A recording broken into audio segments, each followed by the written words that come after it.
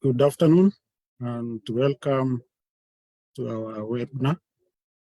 The 36th session of the African series of webinars. And today's webinar will be touching on the trade barriers in agricultural trade in the African continent. And while we are this, it should be noted that the African continent is one of those with a very high dependence on the agricultural production and has a big potential for that, but there nevertheless has a problem in terms of productivity and trade due to various reasons that we shall see in this webinar. Today's webinar is hosted by the ASO Secretariat in partnership with the Standardization Organization of Nigeria, and in that respect is hosted by the Secretary General of the African Organization for Standardization and co-hosted also by Malam Farouk Salim, Director General and Chief Executive of the Standards Organization of Nigeria.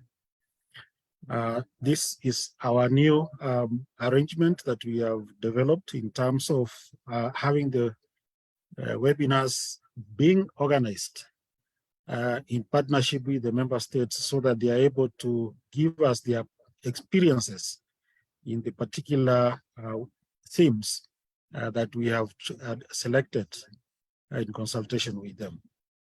So I welcome all our participants who have joined us, and we look forward to engaging in very good discussions. After the introductions, we shall be having our moderator, Justin Kaff, our Director of Information, from SON to proceed with the rest of the moderation of the webinar. Next. If we can move to next.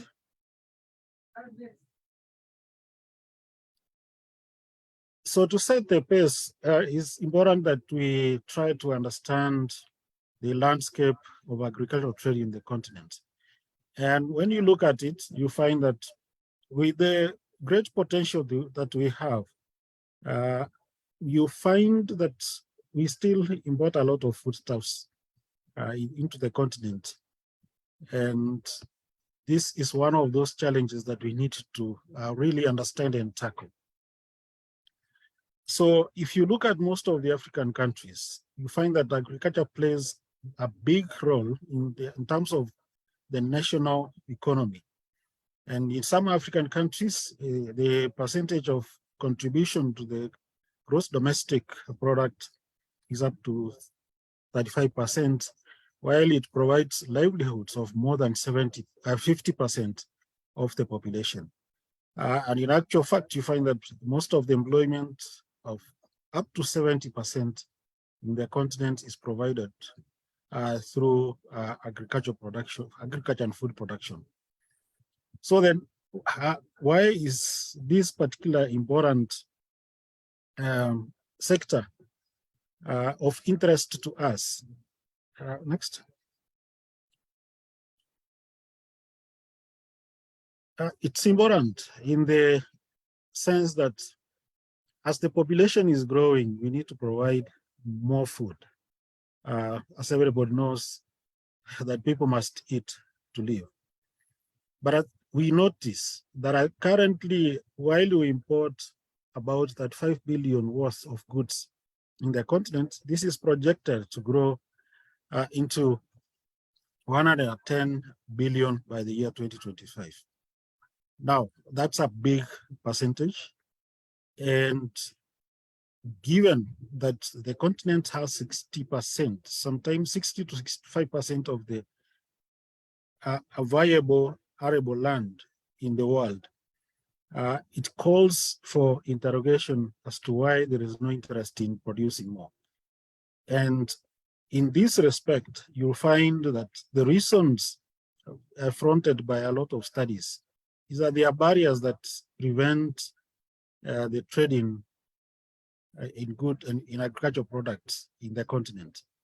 And in that respect, then it discourages the production of more goods since there is no market. I mean, there's a perceived sense that there is no market to sell these products. And indeed, sometimes this happens. And you find that there's a lot of produce that goes to waste. Let's move next. Now, this is despite the policies that we have, which are supporting the agricultural production in the continent. And some of these policies you can see start from quite early, from 1979, and we had the Monrovia Declaration, 1980, where we had the Lagos Plan of Action for Economic Development of Africa. Then we have in 2003 Maputo Declaration by the Second African Union Assembly, which highlighted the need to increase investments in agricultural production, particularly in ensuring that countries provide investments of up to 10% in agriculture so that we can improve productivity. And it is the same forum that we had the Comprehensive African Agricultural Development Program, CAADP, being established to promote agricultural production and trade in the continent. Then there was the declaration of the 22nd AU Summit of African Union, Assembly of Heads of State and Government in 2014, with respect to agriculture and food security in Africa, which marked the 10th anniversary of the CAADP, which was taking stock of what has happened so far. Then followed the Malabo Declaration of 2014, which emphasized on the need to triple the trade in agricultural production as a way of transforming our economies in the continent. Under the AfCFTA, we note that there is emphasis in terms of agricultural production being increased in the continent and the consistent elimination of trade barriers that would encourage agricultural trade in the continent. Now, next. So then we look at what are these technical barriers that are causing the trade to be very low in terms of trade across the borders in agricultural production. Now, some of these result from the technical barriers to trade, while others come from sanitary and phytosanitary measures and regulations which are established at the country level to either protect the consumers from unsafe food products, or in some cases, policies which aim to ensure that the local communities are able to develop the farming practices and compete fairly with the rest of the countries which are perceived to be more developed. I will go very quickly over to the next phase because we are going to have quite a lot of presentations in this case. So in the context of the African Organization for Standardization, we have established methodologies that would ensure that the standards are established to respond to the needs of the countries in terms of ensuring that food is safe, agricultural products are safe, and they comply with the requisite sanitary and phytosanitary measures, which are important to ensure that the food is safe, as well as it does not result in introduction of diseases into the other parts of the countries which do not have such diseases.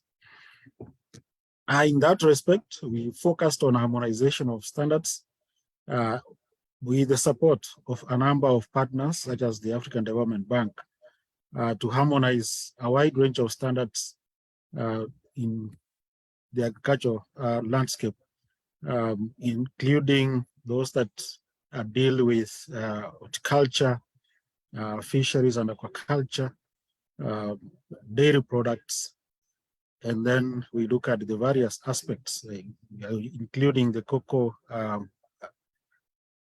tea, and coffee products. We also have support from PTB of German in the harmonization of standards for agriculture, for cereals, beans and pulses, as well as food packaging, and then meat, poultry, and related products. Now, this is important to ensure that we cover the whole spectrum of the food and agriculture products. The standards also include the value addition methods and good manufacturing practices, as well as hygiene practices, to ensure that we comply with the necessary requirements. Now, the eco-labeling, we have established a few standards, and we are continuing to do quite a number of other standards. But the pioneer standards include those that address sustainability in agriculture, sustainability in fisheries, sustainability in forestry, tourism, aquaculture, and the sustainable cocoa. Now, these are areas that we are actively doing certification currently, and we have had a few companies being certified. Now, in the due process, we shall be adding more standards in that list. Next.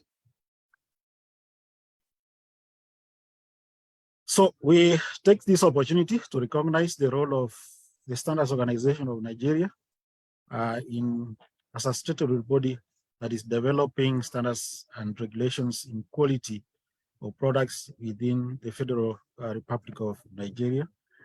And their work includes certifying products, creating policies for production quality of goods and services, assessing quality assurance activities, including certification systems, and certifying commercial and industrial products throughout the country, registering and regulating standardization marks and specifications, and investigating product safety and quality, and enforcing standards within the country, as well as the Standards Organization of Nigeria also being the representative of the country at RSO level, at the ECOWAS level, and at the international level. So that is the body that is going to be partnering with us in today's introduction, but we shall be giving the Director General and Moderator more time to introduce the activities that are done by the Standards Organization of Nigeria. Next.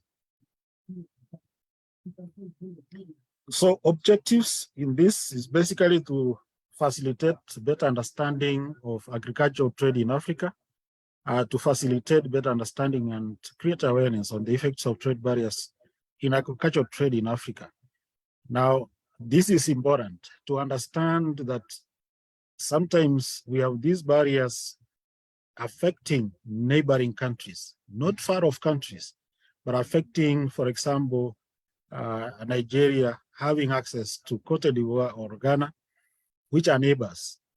While you find that some of these barriers, while they are being strict against neighboring countries, and I'm not giving Nigeria as one of those, but as studies have indicated, that in the African continent, the barriers between the countries in the continent are so high that it is easier for countries from outside the continent to bring their goods into our markets.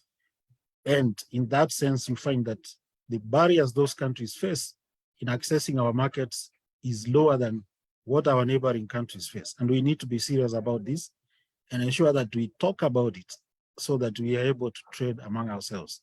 We are nearest. I mean, as neighbors, it is even nearer that you can get access to these goods much faster and in a more reliable way. As we have learned from the COVID pandemic, depending on far-off countries for the supply of goods and services becomes a challenge when you have those kinds of scenarios. So there are many other things that we shall be looking at, and I wish at this point in time to welcome, let's move, to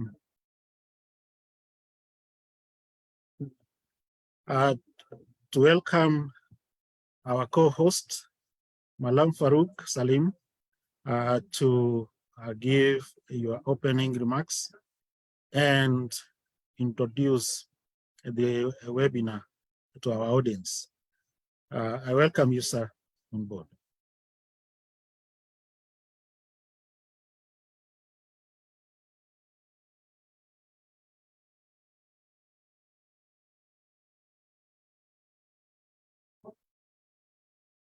Do we have the Director General on board?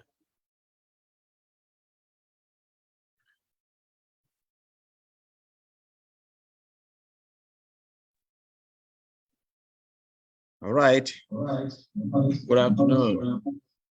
Good afternoon. Yes, this is Engineer Yahya Bukar, Director Standard. I'm going to represent Malam Farouk Salim, the Director of the Director General of the Standard Organization of Nigeria, who is not able to be here this afternoon. So I'm going to give the opening remark on his behalf, and then as well declare the webinar open. Welcome. The Standard Organization of Nigeria has been very supportive in agriculture. You know, we provide standards for agricultural activities in the country, right from production, finished product, and then export. We also carry out certification of this product when they have been exported. By virtue of the fact that we represent Nigeria in ALSO, and then we participate in the harmonization process of the standard. And after the standard have been harmonized, we ensure that it is being domesticated in the country to ensure that our goods, when they are being exported, they can be accommodated in other countries. So on that note, I want to read the opening remark of the Director General. So the distinguished participants, ladies and gentlemen, it is with great pleasure that I welcome you to this significant webinar, where we gather to explore a topic of immense importance: trade as the engine of sustainability development, the impact of regulations on agricultural trade and opportunities under the AfCFTA Agreement. It is a privilege to have each of you here as we embark on a journey of discovery into the dynamic intersection of trade regulations, agricultural commerce, innovative approach of harmonized standards, and the transformative potential of the African Continental Free Trade Agreement. The AfCFTA Agreement stands as a monumental milestone, signaling a collective commitment among African nations to enhance intracontinental trade and bolster sustainable development. Through this agreement, the potential for growth and prosperity within the agricultural sector is substantial, promising to uplift communities, create jobs, and facilitate access to a wider array of markets. One of the critical factors that can unlock the full potential of this agreement lies in the realm of regulations. The impact of regulations, whether facilitating or hindering, cannot be understated. Our collective exploration of this theme will shed light on how this regulation can either enable or impede the realization of the AfCFTA's aspirations. Over the course of our discussion, we will delve into the intricacies of regulatory frameworks, examining their effects on agricultural trade and the consequent opportunities for sustainable development. By fostering a thoughtful exchange of ideas, experiences, and insight, we aim to uncover strategies that can harness the potential of agricultural trade to propel us towards a future of shared growth, increased resilience, and lasting prosperity. Various national policies and strategies of agriculture in Nigeria have been set aim to develop a sustainable commodity economy by increasing investment and productivity. It is important to note that standardization has an admirable place in all these policies. The costs drawn from various frameworks, including the National Development Plan of 2021 to 2025, Nigeria Trade Policy, NTP, Agricultural Development, and many others, and lessons learned from previous agricultural development policies are all pointer to that. With a number of elaborated, adopted, and harmonized standards, SON had been able to drive the process of ensuring that products and services are interchangeable and compatible across borders, removing barriers to trade, reducing production and supply chain costs, and building confidence in business services and protecting consumers. SON, through the World Trade Organization desk, strive to meet international consumer demand for safe and quality products through a number of technical regulations and standard related to technical barrier to trade.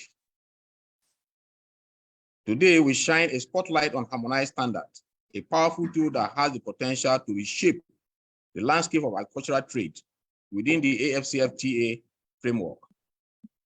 Harmonized standards offer a means to bridge gaps, eliminate redundancies, and streamline processes across borders.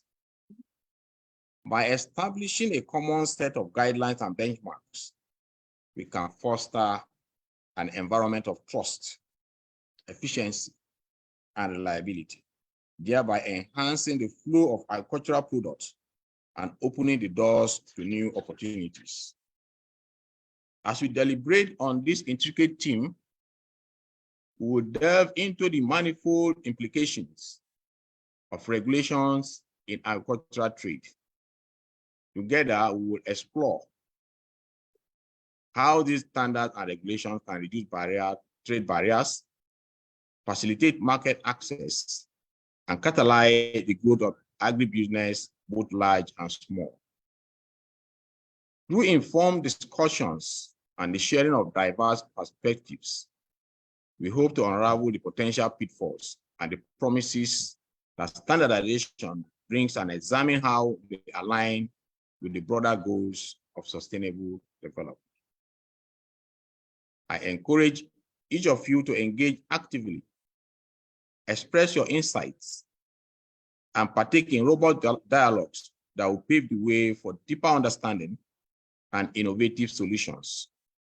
Our collective exploration of the role of harmonized standards in shaping the impact of regulation on agricultural trade under the AfCFTA Agreement is a pivotal step towards building a more resilient, interconnected, and prosperous Africa. Once again, I extend a warm welcome to all of our distinguished participants. And at this point, I declare the webinar open. Thank you very much. Yeah, thank you very much,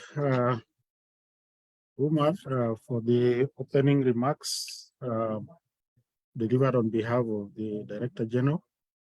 Now we welcome the moderator, Dr. Justin Nikaf, who is currently the Director of Information Communication Technology Department, Standardization. area as a graduate assistant in the chemistry department, and has transferred his services to the Standards Organization of Nigeria in 2008.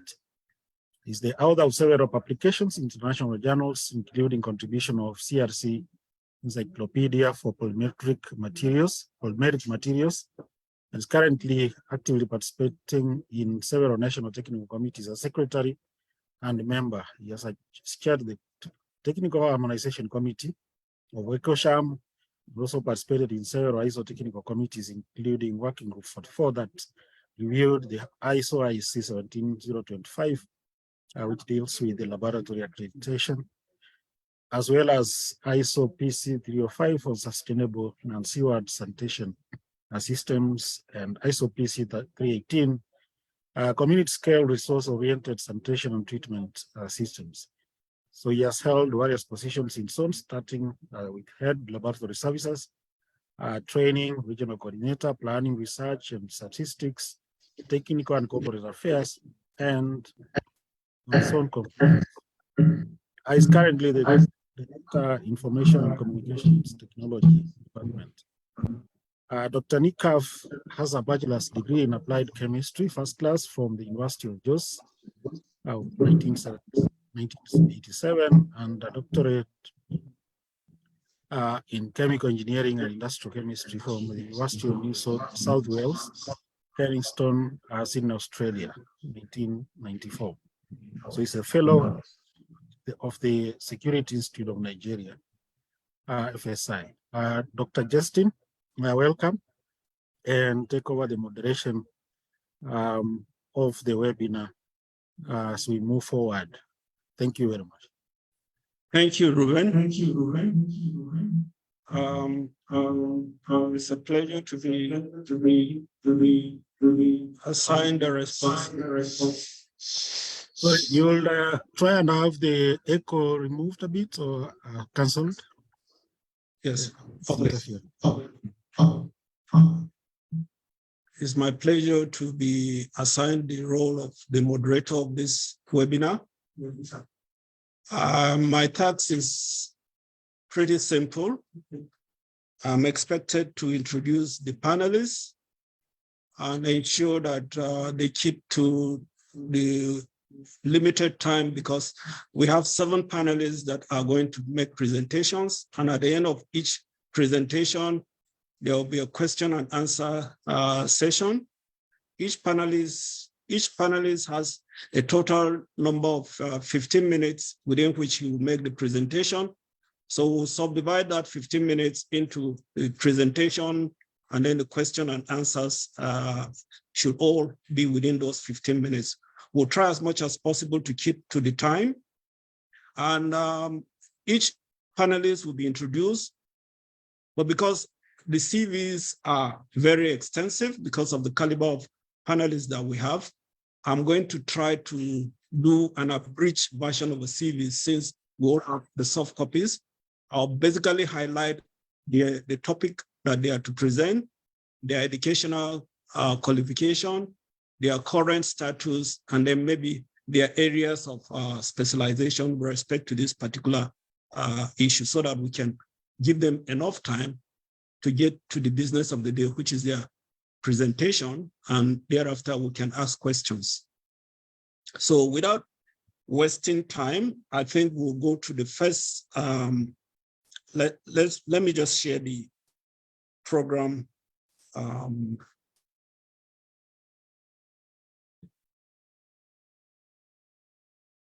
Of activities. We are all aware that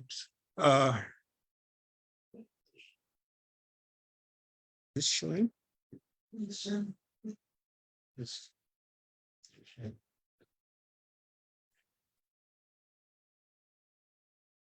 Can we see it?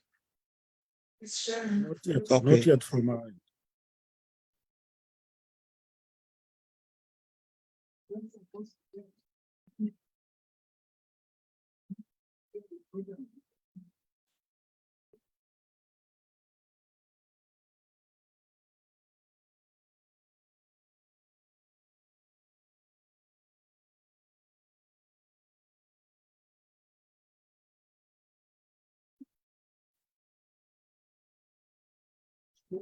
Dr. Justin, you are muted. And I think as we move forward, probably you go to the introduction of the Okay, sorry. presenter. I said that the theme of the webinar is trade barriers in agricultural trade.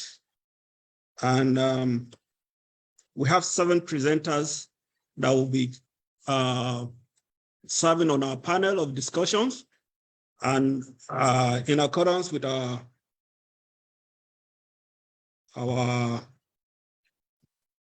agenda, we have the first presentation is on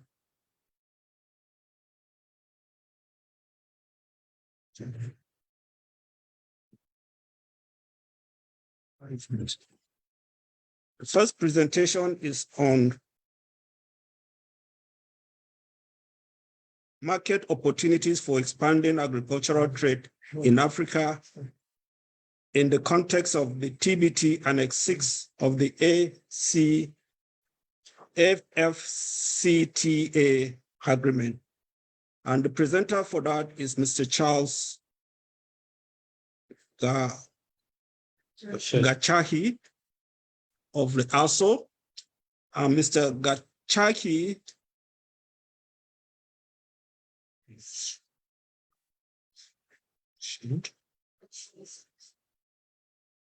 CV is on the screen. He holds a bachelor's degree in chemistry from the University of Nairobi, Kenya. He has a wealth of experience through many years in the standardization and conformity assessment fields, including at the KEBS, Kenyan Bureau of Standards, and East African Community, where he was the chairman of the EAC Standards Committee. He is also a qualified management system auditor and is the current coordinator of the EcoMark Africa Certification Scheme. Mr. Gashak, and I will yield the floor to Mr. Gachaki, and will employ him that he has about 10 minutes of presentation to be followed with 5 minutes of questions and answers. So Mr. Gachaki,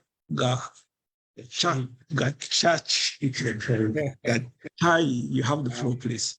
Thank you, Dr. Nikaf, and sorry for the name seems a bit complicated, but not. I want to kick off the discussion and want to thank my previous speakers there. They have given some good insight as to what we are looking for. Basically, we are looking at how standards facilitate trade or movement of agricultural products within the continent. But before I dive into that, just want to observe that from the ASO perspective, we are an intergovernmental body that was established in 1977 by the OAU and UNECA. And we have 2 core mandates. One is to harmonize standards, and the other one is to operate a conformity assessment system within Africa. For those 2 mandates, we implement them through establishment of technical committees that develop or harmonize standards within the various sectors of interest of economy for the African continent. And we also have established what we call one of the ASO organs called the ASO Conformity Assessment Committee that supervises conformity assessment within the continent. To date, we have harmonized over 16,000 standards that include a range of agricultural products ranging from fish, milk, horticulture, coffee, and name it. And we also, in order to simplify these documents, because we notice that particularly for our SMEs, Standards are technical documents that need to be broken down for the accelerated uptake. We have developed what we can call guidelines and outreach materials to help particularly those who are not the SMEs understand more of these standards and how to implement them. In terms of conformity assessment, we have developed a conformity assessment system. We call it ACAP, and this gives the rules and procedures for operating conformity assessment schemes in Africa. And basically, this system is to provide confidence to interested parties that products and also services comply with the specified requirements, and also improve the quality of products and safety of goods within the continent, and facilitate trade among ourselves within the African countries and outside. We appreciate that intra-Africa trade is very low, and we need to grow it so that we can be able to develop economically and also be able to create more jobs and employment for our youth. So I just take you to some small basics so that we are in sync with the presentation. What we mean by agricultural trade. We are talking about buying, selling, and exchange of agricultural products across the national borders and the international borders. And it involves a number of goods, particularly if we focus on the agriculture. It will involve crops, livestock, fish, all that. Then standards. These, of course, can take, these are documents that are developed by experts, and they will normally define characteristics, attributes, and other requirements of products and services. They can take the form of product specifications themselves, methods of test, guidelines, and they can also take the form of codes of practice. Most important is they are developed by experts and approved by a recognized body. So at national level, they will be approved by the standards organizations, and at company level, they can also be, you can also have standards at company level, but at national level, they will normally be approved by the national standards body. Technical regulations, these are actually legal measures that are established by the government. They are not in the platform. It's okay. Yes, there are actually measures that will ensure that they ensure safety and health of citizens. So the most important differentiation between the two is that whereas sometimes we say standards are voluntary, technical regulations are mandatory, and you have to comply with them. And these are the two main documents that affect trade across borders and even at international level. So what are the essential requirements of agricultural food trade? Of course, a range of factors will be involved that will ensure smooth and safe and mutually beneficial exchange of agricultural products at both national and international level.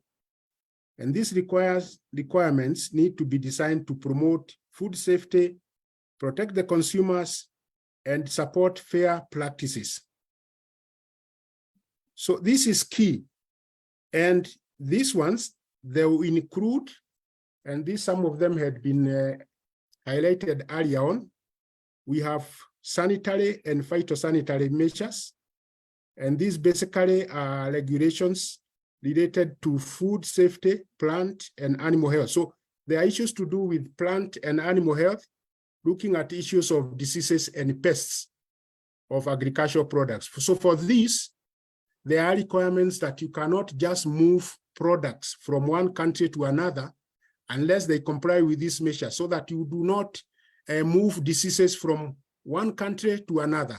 Even at national level, we find that sometimes they are in operation, so that you do not move these, particularly like animals, from one if you look at, for instance, in Kenya, you can't move them from one country to another so that you are not able to transmit those diseases, particularly for livestock. So for quality standards, the other things that you require are quality standards. And these, like I had alluded earlier on, they are established to ensure that agricultural products are of a certain quality or meet customer expectations. So these ones, like I had said earlier, they will give the requirements of various parameters that will be used to determine whether a product complies with the relevant standards. And you find that even at national level, regional level, and international level, standards do exist for various products. The problem now comes in that different countries will have different SPS and standards, which means products might comply with your national standards, but when they go to the other country, they will need to be retested and might be retested for other parameters or values of that particular parameter, which are different from what you have in your own country. And therefore, you might not be allowed to move your products freely across the borders. The other issues of traceability and labeling, this is important. Other issues of certification and testing. Of course, certification to ensure the third party that your products are complying with the existing standards. This is critical because if you are certifying to different standards, then of course you cannot be able to meet the requirements in the other across the other border. Testing is important, that we are testing using the same standard so that of course the results will be reproducible. Other issues are packaging and labeling. These are also very key. Packaging, particularly noting that it will be the interface that will give information of the product to the consumer. So this is important, and there are various packaging materials. So you have to make sure that you are packaging with approved materials and the right materials. MRLs, these are the maximum residue limits. This is particularly very important for both agricultural and products, veterinary products. It is important because at this era, we find that to control pests and diseases, we are using a lot of either veterinary products, that's the antibiotics, or pesticides. Sometimes we find that by the time we are selling those products, they are not complying with the established maximum residue limits, and therefore they cannot be able to move freely if they do not comply. Then there are also issues of environmental and social responsibility. So we are saying these essential requirements vary based on the type of agricultural product and trade agreements, and also regulatory frameworks of the importing and exporting countries. Like I said, different countries will have different SPS measures and different standards. In many African countries, different types of requirements for the same products do exist. And these products, to cross the borders, it also becomes very expensive, particularly because of testing. You have to retest even if it has been tested within the country of export. And sometimes we find that it is actually easier to trade with European countries than within ourselves.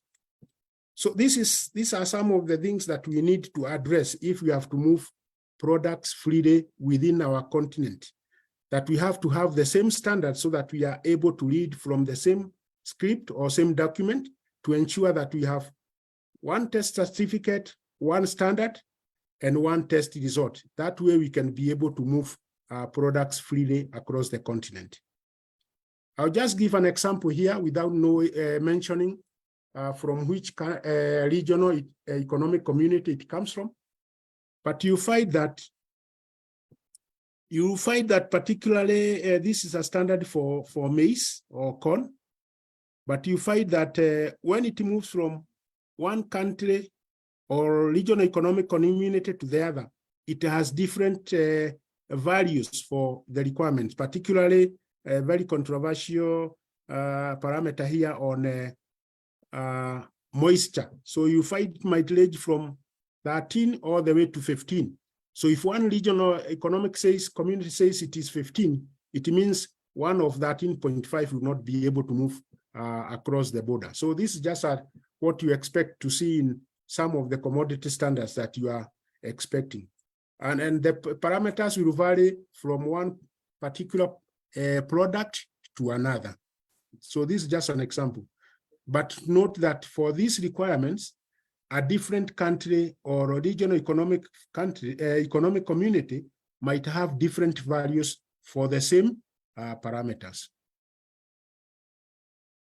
So what are the strategies that we need for addressing these key regulatory barriers to trade? One of it is harmonization of standards. If we have harmonized standards, it means that member states of ASO can adopt the same standard freely, and they can use it for certification, either products under their product certification scheme at national level, or also they can use it to trade among other member states, because like I was saying earlier on, we will have the same standard with the same parameters and the same values, which means if you test it, for instance, in Kenya, it will be the same test that will be tested in, say, Uganda, Nigeria, etc. And therefore, it can be able to move. And if we recognize that certificate or test, then that product should be able to move freely across the borders. The other one is harmonization of conformity assessment procedures.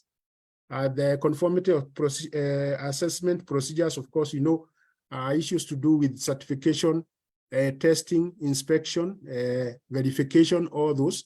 If we have those methods, we will be moving towards having the same results at the end, and therefore we can be able to move products freely. Also, it means that with those procedures, we can be able to have a certificate which has the same requirements, which complies with the same requirements as another member state that we could be trading in. So another strategy would actually now be having harmonized those standards and those conformity assessment procedures. If they are not being used within member states, then they will not be useful. So we have to promote their adoption and implementation at member state level. So if we implement them, then we will be moving towards issue of promoting or facilitating trade within our borders. Also, promote certification of goods and services. This is also important because, like I alluded earlier, certification of goods and services will ensure issues to do with health and safety, and also will ensure that if it's plant or animal materials, they do not have the various diseases and pests. Another important strategy would be, for instance, the promotion of what we call mutual recognition agreements among members.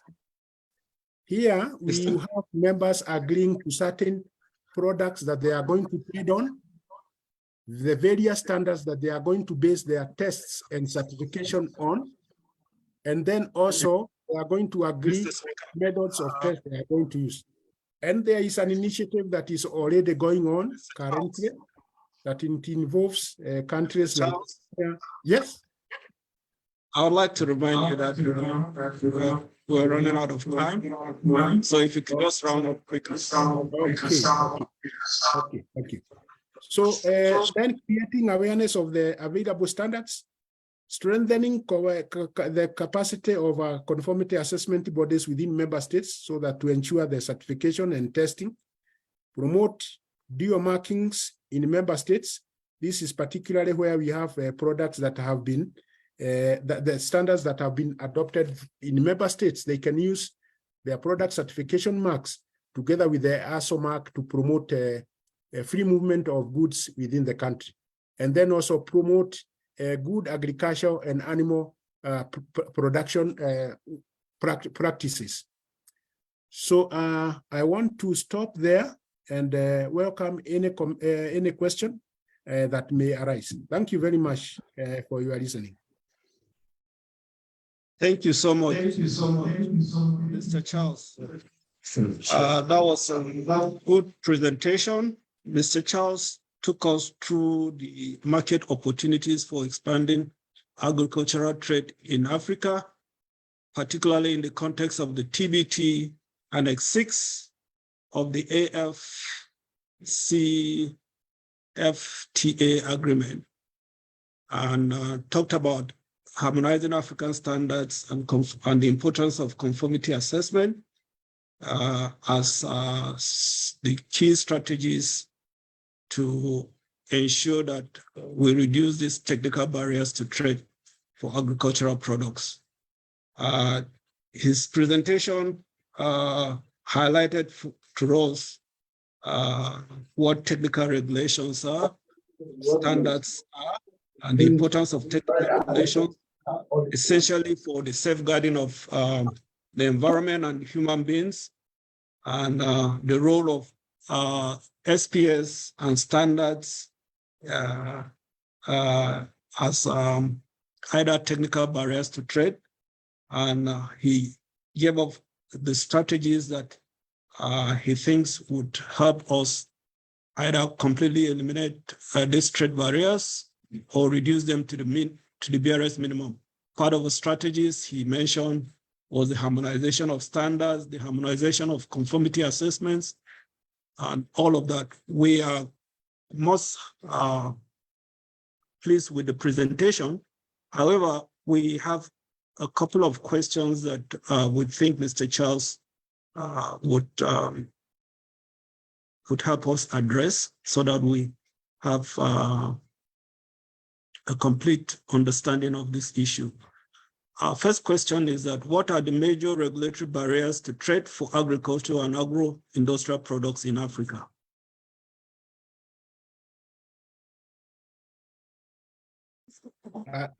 Thank you once again. I said, what are the major regulatory barriers to trade for agricultural and agro-based industrial products in Africa? Two main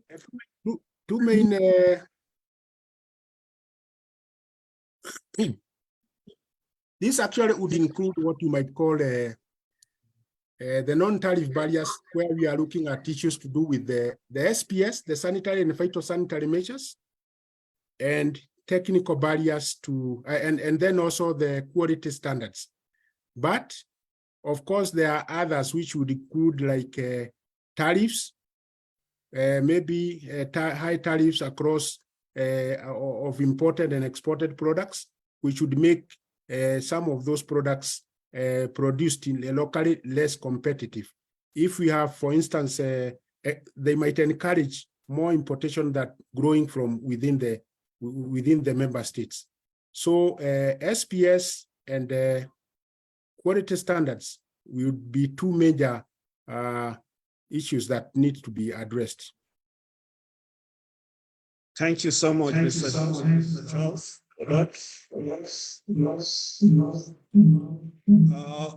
What are the real benefits for the adoption and implementation of harmonized standards as a means of reducing these technical barriers to trade in the agricultural and agro-industrial product trade in Africa?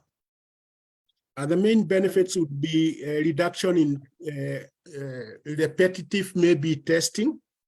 Like I said, if you have the same conformity assessment procedures and standards, it means that one certificate would be applied across the borders. So that is one benefit. It would reduce the issue of retesting and also reduce the cost of either testing and recertification. 5 minutes to meet. I didn't like it. No, but I met them. And it was Thank you so much, Mr. Charles. I think without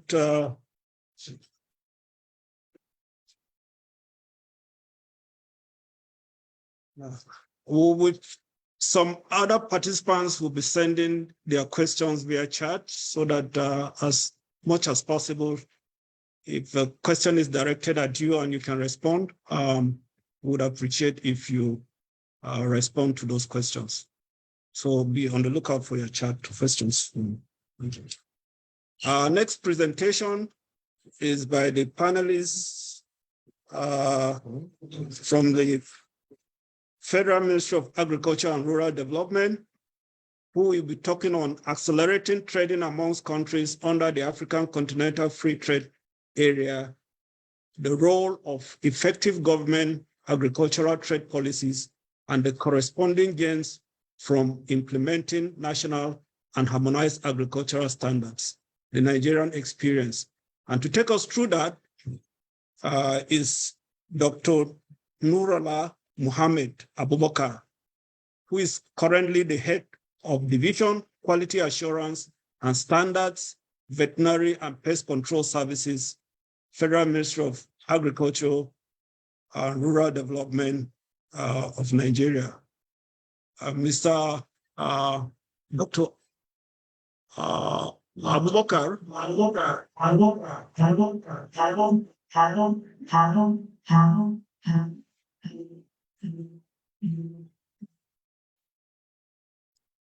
Sorry, Dr. Abubakar. Somebody.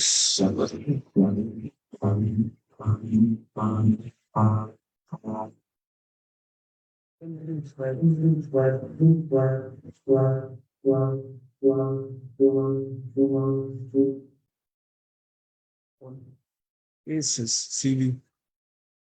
That's his CV. Who is projecting his CV? It's like it's from them.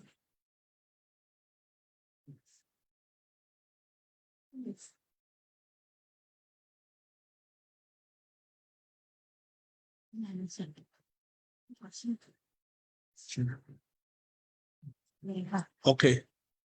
Sorry for that interruption.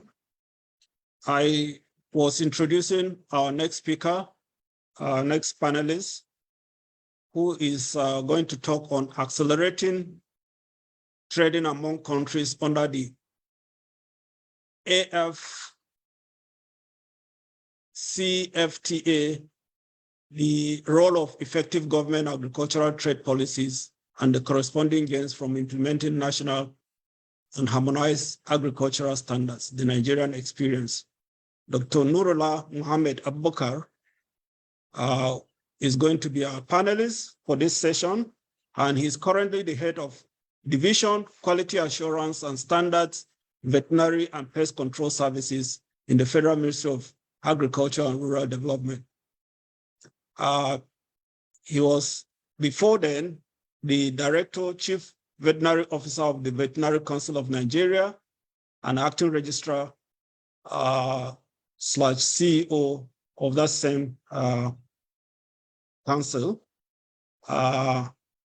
He has worked in various places, as you can see from the CV. His experience is quite vast. He holds an MSc in agricultural economics from the University of London, and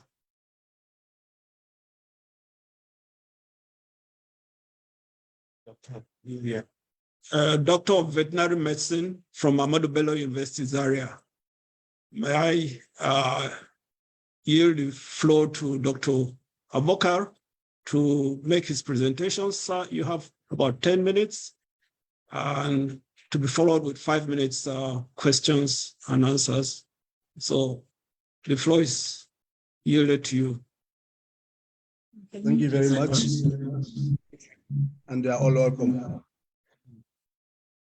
I'm representing the Chief Veterinary Officer of Nigeria, Dr. Colombo Vakuru,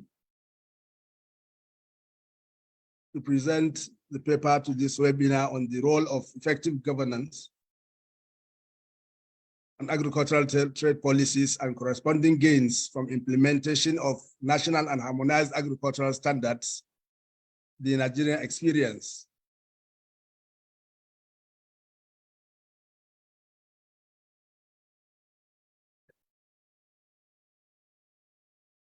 The present policy that's being implemented in Nigeria is the NATIP, National Agricultural Technology and Innovation Policy, which has a 6-year plan, and it has already started.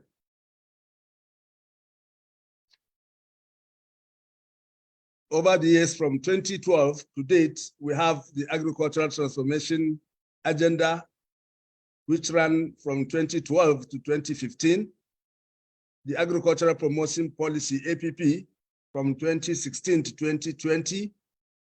This policy led to an increase of Nigerian export market to 4%, and since then it has improved. The 2021 to 2025 policy was the National Development Plan. And as a result of the interplay of these policies over the years, Nigeria has laid foundation for the comparative advantage in climate change adaptation, nutrition-sensitive agriculture and agro-enterprises, and market linkages. As I've said, the NATIP is the present program being implemented, a policy being implemented through programs from last 2022 to 2027. Cross-cutting interventions in Nigeria. We have the development of rural infrastructure and nutrition, standardization for exports, which I've highlighted, and I will show you further details in the next slide. Promoting digital and climate smart agriculture, strengthening agricultural lending and insurance for more investment in the agricultural sector. I have also highlighted that, and it will follow in the slides, the details. Data and information management for market and exports information. Access to quality agricultural inputs, sustainable use of agricultural land and water resources, women and youth in agriculture, cooperatives revitalization, and national food reserve and food security. I'm glad to inform you that the Ministry of Agriculture and Rural Development has just born a new name, and it is now Federal Ministry of Agriculture and Food Security. Standardizations are for exports. Multi-ministry and department and agencies approach and harmonization of procedures leading to good agricultural practices, certification. Adherence to standards reduces the rejection of Nigerian commodities through the Presidential Committee on Zero Rejects. Promoting competitiveness within the framework of African Continental Free Trade Area, and improvement in agro-certification under the Zero Reject Program, animal identification and traceability.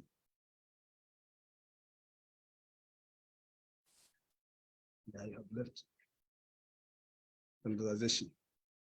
The standardization for exports, as I've said, this is the,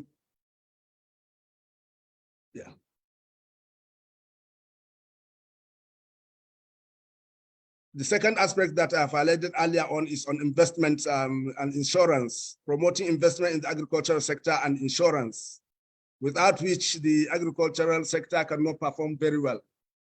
These are the details. This is to ease access to lending facilities for investors, smallholder farmers, and other stakeholders. In Africa, the smallholder farmers are very important when it comes to food production.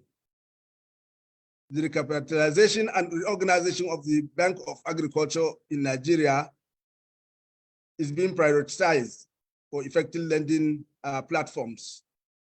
The regulatory mandates of the National Agricultural Insurance Corporations is being strengthened. And programs of the central bank in Nigeria, the central bank also undertakes programs in the agricultural sector.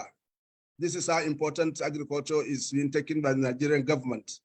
These include, among others, Nigerian incentive-based risk-sharing system for agricultural lending, NIRSAL, which will be harmonized with the Bank of Agriculture, NAIC, the Nigerian Agricultural Insurance Corporation, commercial banks, and other lending institutions, so that we can overcome the present operational and financing challenges facing the agricultural sector. The gains. These previous slides have shown the policies and the progress being made. Now, to mention a few of the gains are increased investments in private sector, which has enhanced local and international trade, enhanced access to market information. The Nigerian Trade Portal launched by the Federal Ministry of Investment and Trade is so important. I have made some information available here. It has, amongst others, this portal, the import classification tool, which classifies your products and obtain details on regulating agencies, processing documents, time and costs for selected products. It also provides a client how to calculate the import duty and other taxes related to that product. It has also in it currency converters for Nigeria against other currencies for trade. It also has customs procedure codes for search and to obtain customs procedure codes on your imports and exports or transit purposes.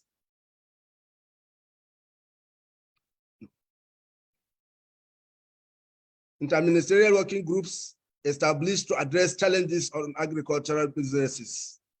Quality assurance and traceability for disease control, which you all know are very important when you are exporting products.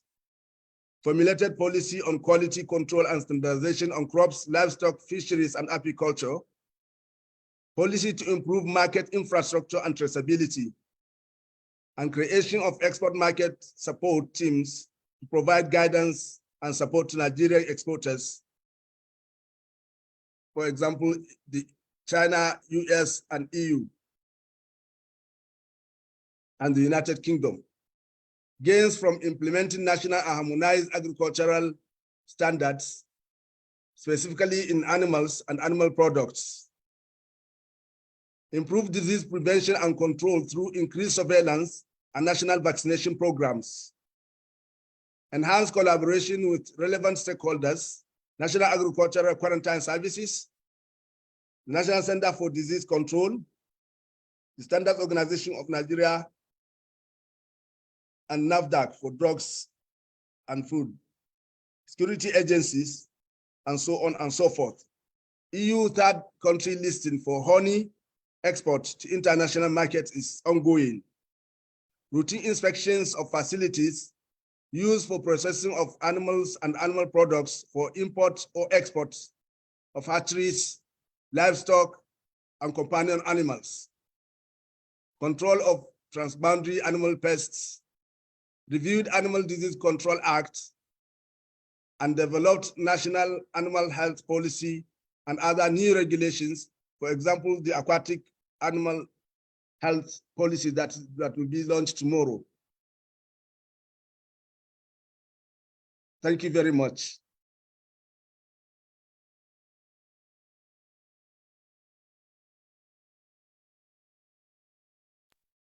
Thank you so much for that wonderful presentation by Dr.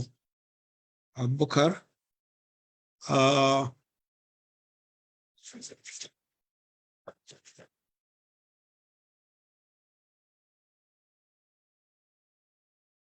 Dr. Abubakar talked on existing national policies of agriculture by governments and how Nigeria in particular has had about 4 national agricultural policies starting from 2012, resulting in the present one that is NATIP of 2022. This is a 6-year development policy that has a lot of implications. Amongst it is the cross-cutting interventions that focuses on the development of infrastructure, on nutrition, and in particular on the standardization for exports, where he also highlighted that this policy is going to promote digital and climate-smart agriculture. That is very exciting, and I think it's a very good and welcome development.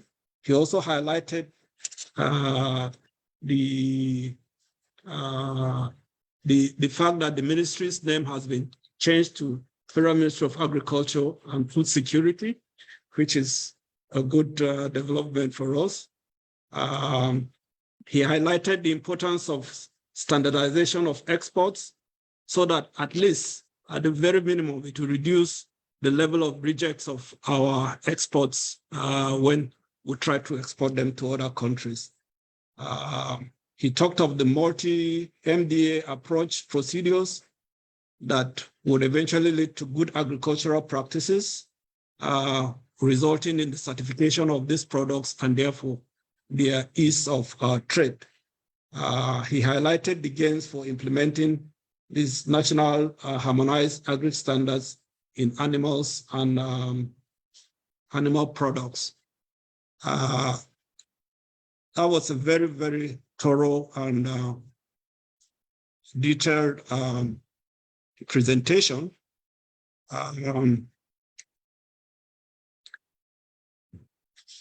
However, we have, in the context of what we've been doing with others, we have two questions that we feel that if Dr.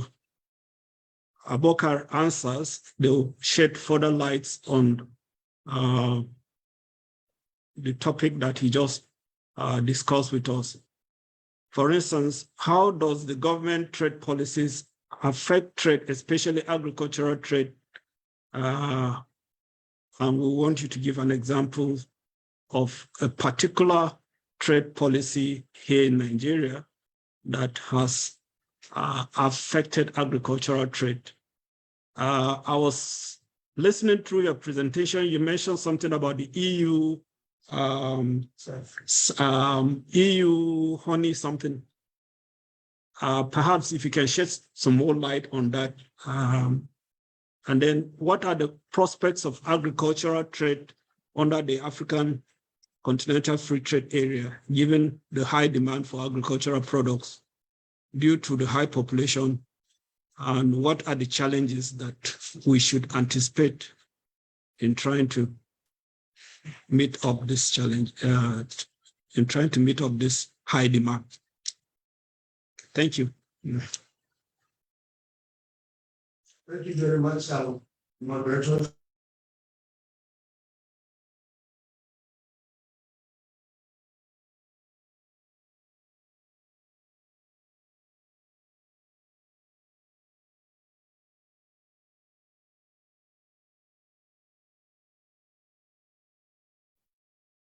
We are not getting the.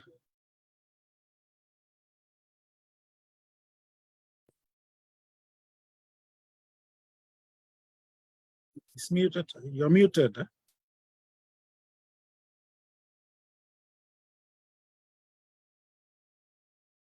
The presenter is muted. Air freight, because our this transportation system have not been functioning, but Nigeria's policy now to build more ports, 4 ports, in fact, across the area of Ondo State, as I said, the River State and the Ibom Deep Sea port. This for sure is going to improve the ease of transporting goods in and out of Nigeria. The other aspect is the line that is being developed from Lagos across to Niger, which has already gone far in the development of it. And I think most of us know about it, is the rail line, which is now being developed across Nigeria. This will open up our access to the Francophone countries from there into the other aspects of for intra-African trade. The aspect that you raised specifically about the apiculture trade, as we said, it's in progress. In fact, it's a new area that we try to export to Europe, to the EU. But that's one of the things I want to also suggest to this important webinar, that traces. China has traces, UK has traces, the EU has traces.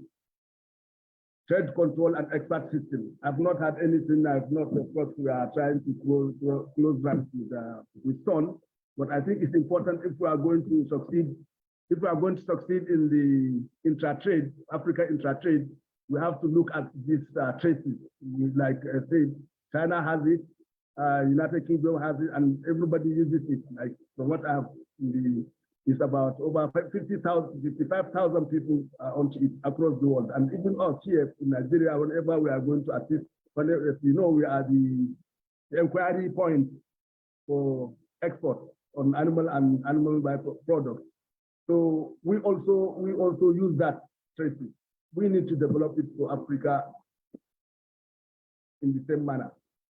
That is my response to the issue of agriculture. It's new. We sent it out, but then it was rejected. The private businessman wanted to do it, so we have to employ the traceability to see where was the issue, where did it come from, and what were the causes of that. The next question is agricultural trade under African continental trade, given high demand. I think it's important that we take note of the fact that Nigeria is the most populous country in Africa. And we are expected that in Africa, about 2 billion people will populate African nation in the 2050. With this, I think the opportunities are so great, and the elimination of these trade barriers and both technical barriers and sanitary and phytosanitary, which are very, very sensitive, and also opening up and establishing traces for the African countries. It will go a great length in improving the intra-African trade for the African Continental Free Trade Agreement to function very well. For example, in Nigeria, we are net importers of milk and milk products. And looking at the veterinary aspect, our cow can only produce per day 1 kilogram of milk compared to the American cow that can produce 35 kilograms per day. So we have to look at the private investors to look into the crossbreeding and also artificial insemination. If we are going to make sure that we are not going to be losing so much money on importation of milk. That's a great opportunity also. Thank you very much. Thank you so much, Dr. Abubakar, for your kind presentation. Without wasting much time, we'll move to the third panelist. Ladies and gentlemen, our third panelist is going to talk on agricultural value chains and agri-food standards and regulations, challenges of the burdens in complying with regulatory requirements and possibilities for smallholders and the private sector players in market access and agricultural trade in Africa. The experience of Nigeria is going to be its focus, and to take us through that is going to be Mr. Isaac Sunday Ojonugwa. Mr. Ojonugwa is currently an agriculturist, director, agricultural commodity broker, the Federation of Agricultural Commodity Association of Nigeria, FACAN. Isaac Ojonugwa holds a BSc in Agric. He's an agriculturist, a farmer from Ado Bayero University, and now an agricultural commodity broker with the Federation of Agricultural Commodity Association of Nigeria as a director in charge of contract farming. He was trained in Germany, the Netherlands on contract farming and business model and access to export markets from Nigeria on trade missions. He has been on trade missions to Uganda and Tanzania. There's a background about his present place of work, which I think would not pay too much time on. However,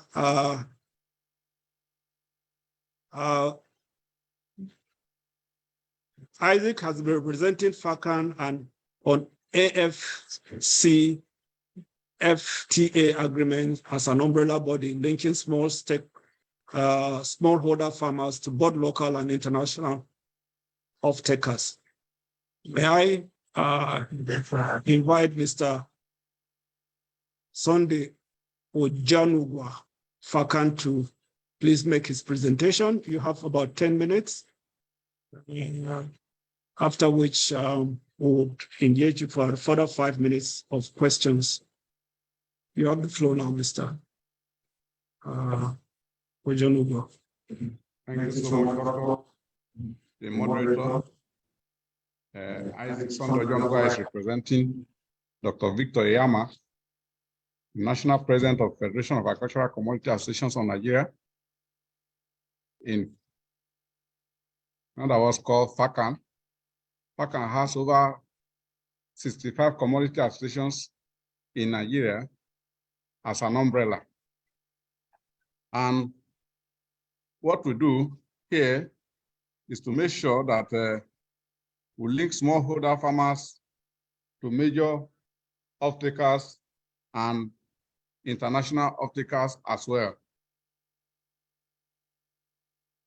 Let me start the introduction this way, that Nigeria has an arable land area of 34 million hectares, 6.5 million hectares for permanent crops, 28.6 million hectares on meadow and pastures.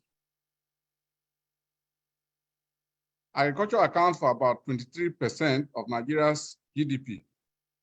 The country is a leader in various types of agricultural production, such as palm oil, cocoa beans, pineapples, sorghum, sesame seed, cashew, name them. It is the largest producer of sorghum in the world, just after the United States, and ranked 5th in the production of palm oil and cocoa beans.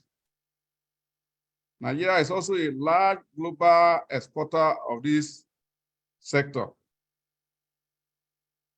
Some of the products that we produce in Nigeria here cannot be produced elsewhere in the world. Oil, fruits, nuts, seeds are among the 10 best performing export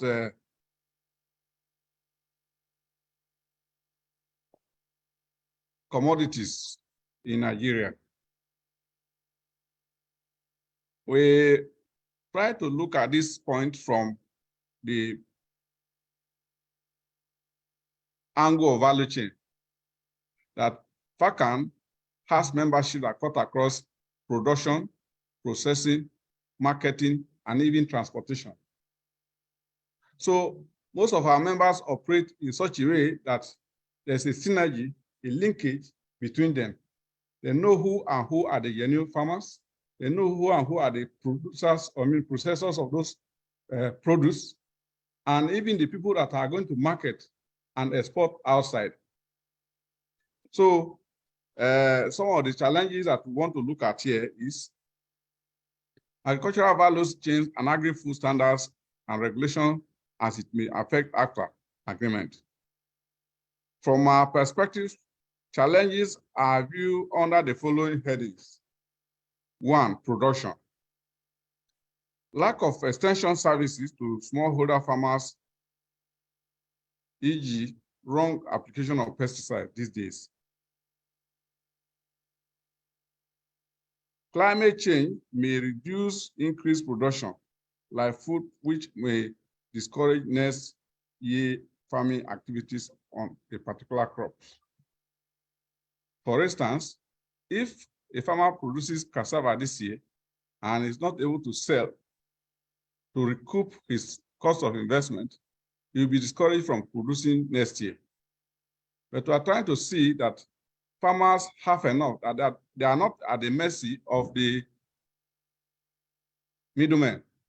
So there must be a linkage where there will be contract between the farmers, smallholder farmers, and the off-takers before it starts production. So no structured market between the smallholder farmers and off-takers that will encourage smallholder farmers to increase production on a win-win situation. Whereas in some other climes, there's supposed to be a contract between the smallholder farmers and the off-takers because they know exactly how much he's going to get at the end of the farming season. That will encourage him to do more. These days, insecurity at farm gates constitutes barrier to farming activities in most parts of Nigeria. Your post-harvest losses are quite high due to inadequate preservative methods. Then I go to processing barriers. Power outages constitute barrier to increase trade of agricultural products, as contract terms may hardly be met due to low processing. Lack of adequate credits to off-takers and even smallholder farmers with no enough incentives to smallholder farmers. Then there's these cumbersome policies from regulatory authorities to issue certification on time, usually discourage processors and even smallholder farmers. I move on to go to the barriers on marketing. No contract between smallholder farmers and off-takers at mutually beneficial prices. And in the commodity associations, we are trying to make sure that the farmers have agreements are brokered between the smallholder farmers and the off-takers in such a way that the farmer will be encouraged to produce more. That will ginger increased production. Rejection of produce due to lack of healthy preservatives. Most of the preservatives that are being used are not healthy to our health, and we'll try to see how we can discourage smallholder farmers from using such chemicals that are hazardous to human health as much as possible. Poor packaging and labeling of products attract low prices in the market.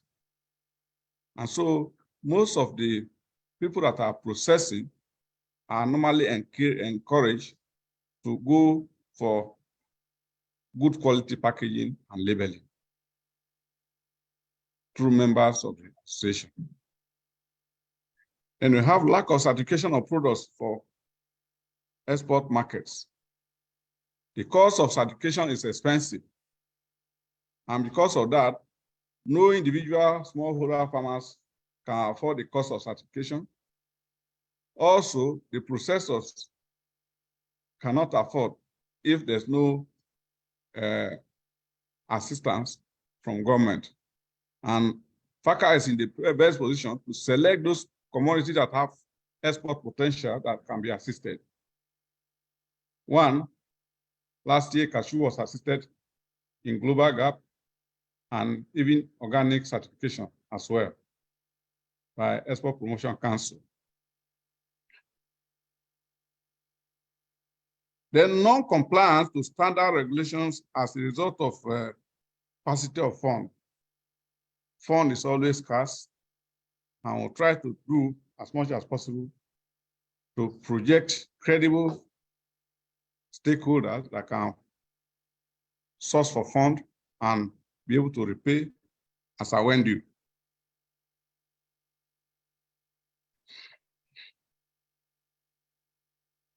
Transportation is one of the pillars of FACAN that our members have to be involved in movement of products from one region to the other.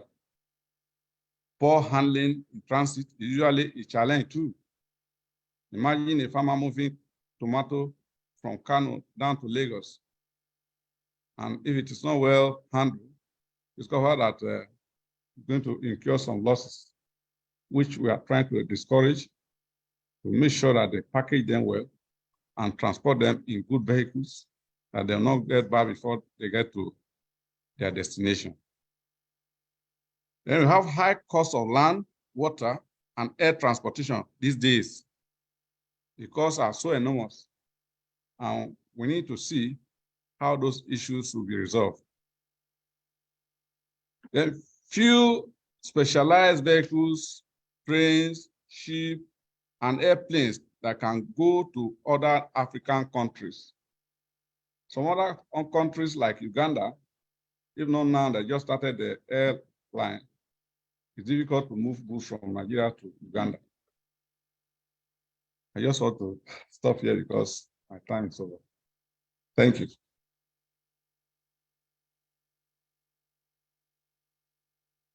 Thank you so much for that wonderful presentation.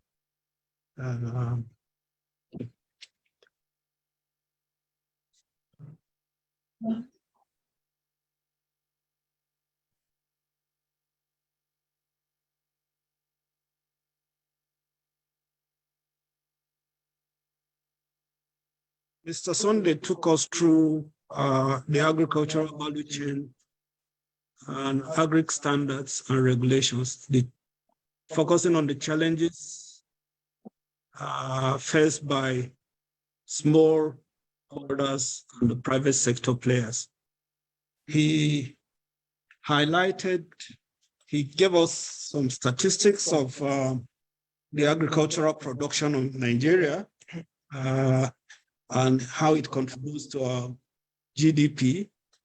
Then he focused on the challenges in complying with regulatory requirements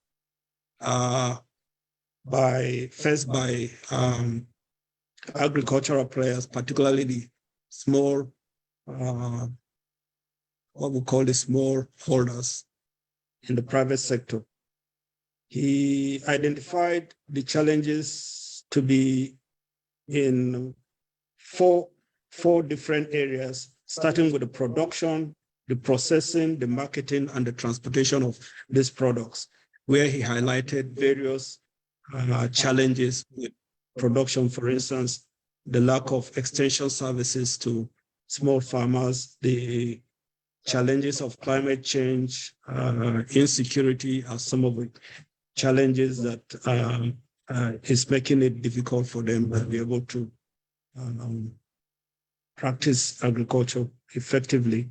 Then he talked on processing and the limitations caused by in-system power outage, the lack of credit facilities, and even the cumbersome certification processes that we have in place. And then the marketing and the transportation issues. He highlighted quite extensively on that. And we are happy with your presentation. However, in line with what we've been doing with others, there are a number of issues that we would like to clarify with you, sir.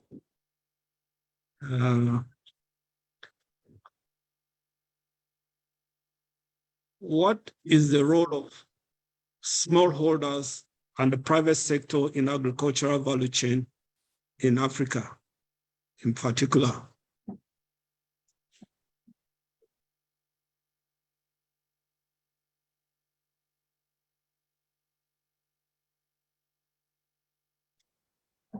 Thank you so much.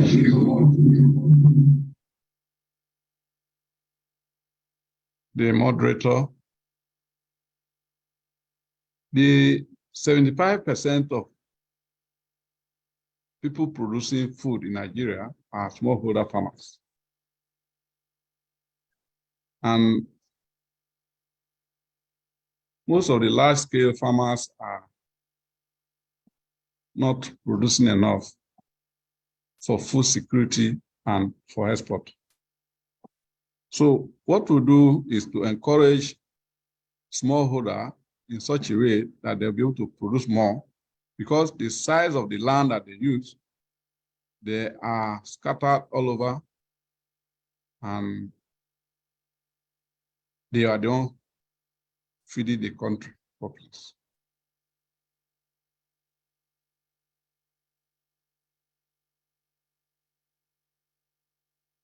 Because land as it is in Nigeria belongs to family members.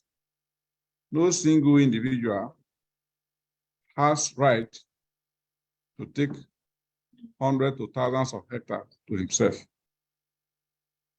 without consulting the members of the family. So it's important that land holdings are rested in the hands of smallholder farmers.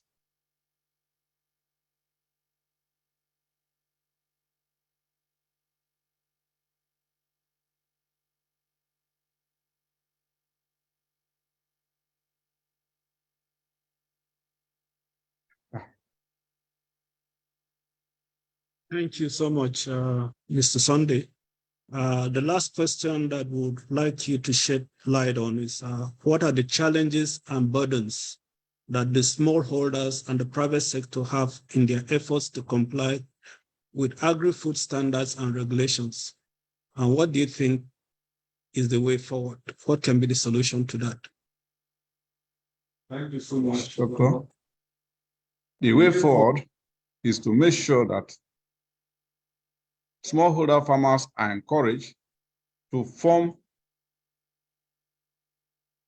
groups in such a way that their voice will be heard by government.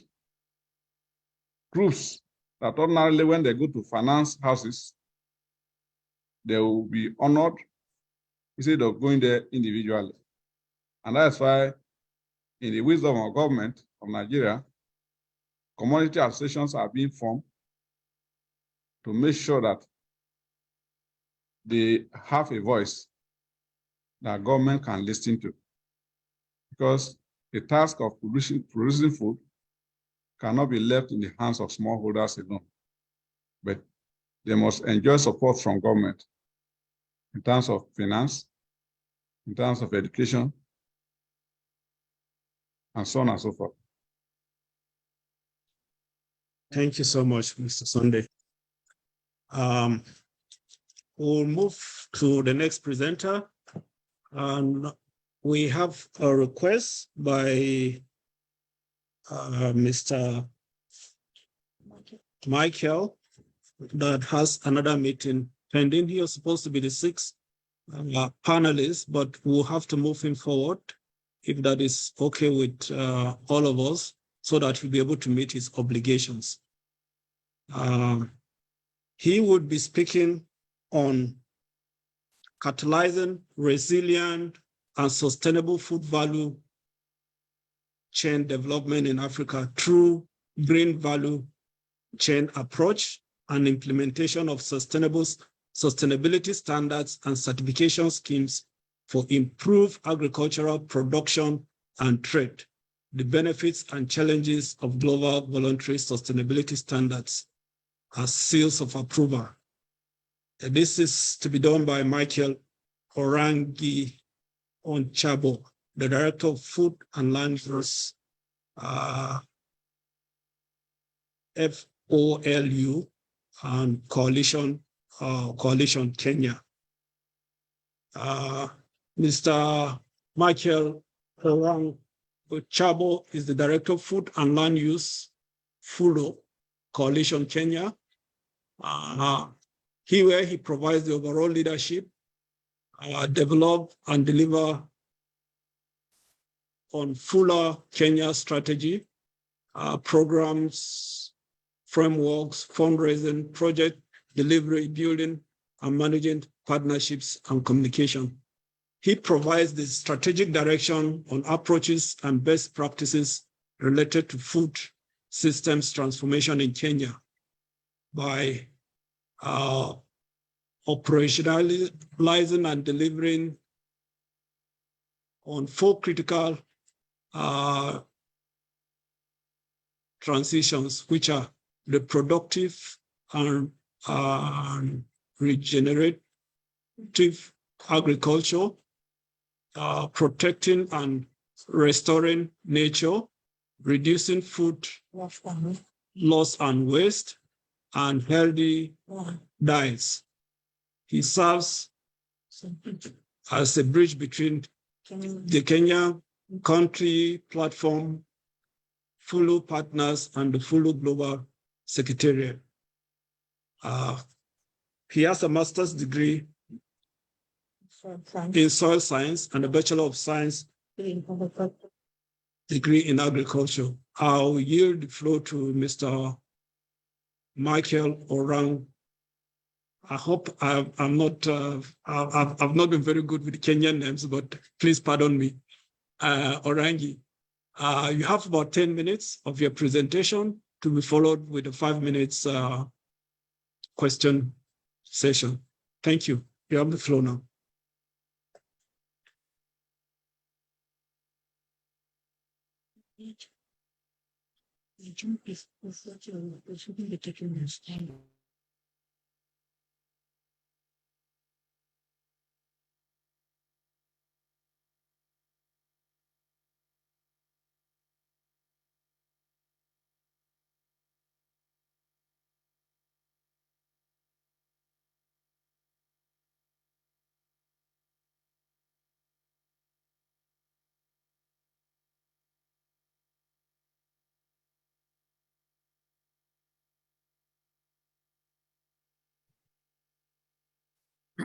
Is the presenter there, Orangi?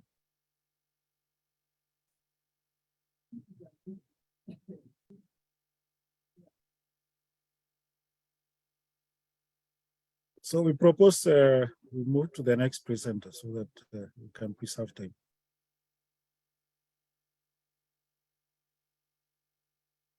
Yeah. Okay.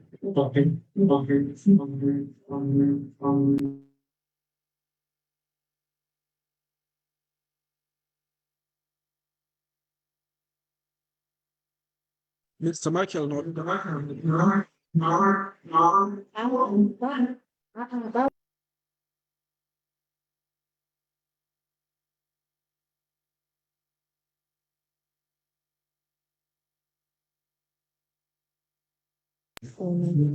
well, I think, sorry for the mix-up.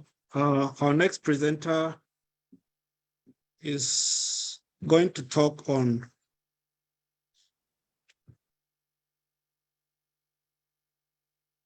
which one is it? Creating, is it? Yes, he's going to talk on creating a predictable trading environment for agricultural products in Africa, the role of national inquiry points on notifications of the technical.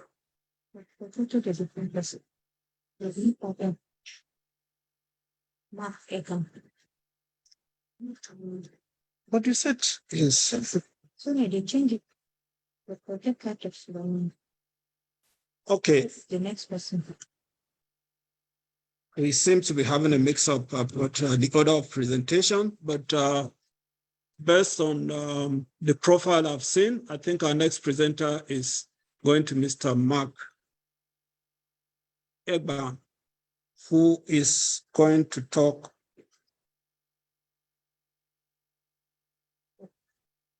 on prioritizing the transformation of agricultural production and trade in Africa, moving Africa to the top of the export-oriented value chain as a net food exporter.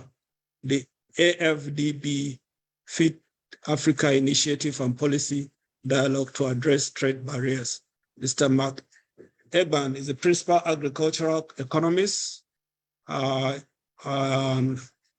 agriculture department of the AfDB. He has 14 years professional experience in agricultural development and research.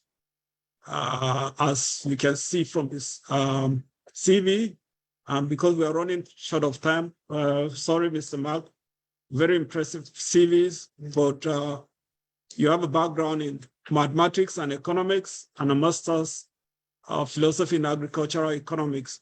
You now have the floor, sir.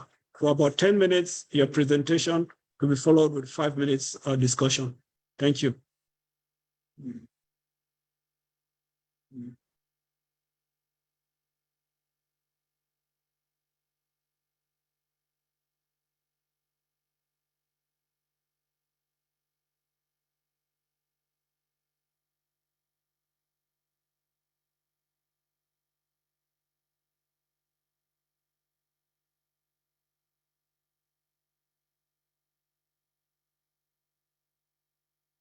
Response to the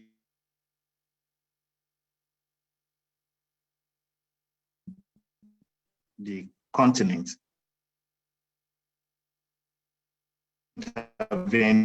in the sector. But please check your audio.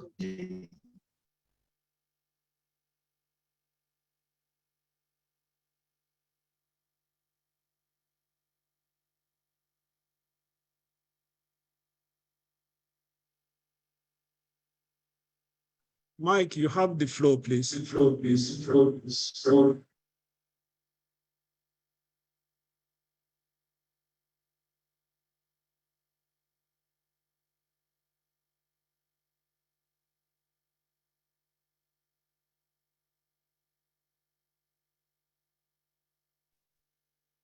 Sorry, am I audible?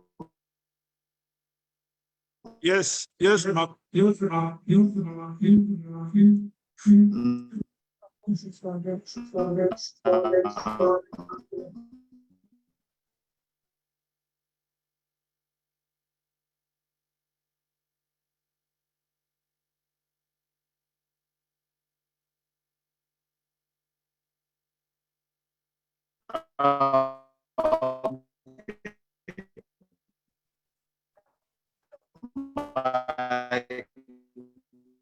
My apologies.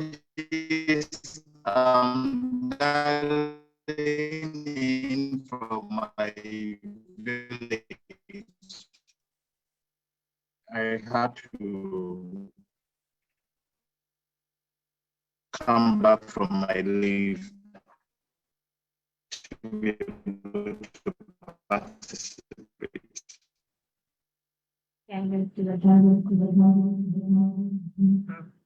Mr. Mark, please. Okay, so around your premises that has handset on, because there's a lot of interference. In response to the numerous challenges confronting the agricultural sector, the bank in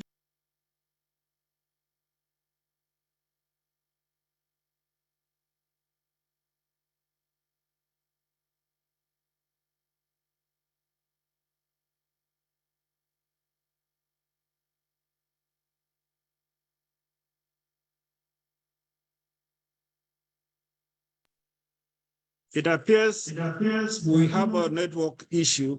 I don't know whether it would be wise to allow the Nigerian presenter to present while we try to sort out this issue, so that at the end of the day, we'll still be able to meet our objectives. Is that okay? Ruben? Thank you. Yes. Are we good to go? Good afternoon. Warm greetings and best wishes from Abuja, particularly the principals. The Secretary General of Council and the DG Standard Organization of Nigeria, the moderators, colleagues, panelists, distinguished participants, ladies and gentlemen. You can hear me? Yes, we can hear you, sir. Very good. It is my pleasure to be part of this very exciting, timely, and forward-looking event, which seeks to showcase the impact of regulations on agricultural trades and opportunities under African Continental Free Trade Agreement. Let me, on behalf of our principals, the Permanent Secretary, Dr. Evelyn Gige, and of course, our new Honorable Minister of Industry, Trade and Investment, Dr. Doris Anete, to express our sincere appreciations to the organizers of this event and for the painstaking efforts in putting together this event. National Inquiry Points, as we all know, plays a crucial role in the implementations of the World Trade Organization Technical Barrier to Trade Agreement.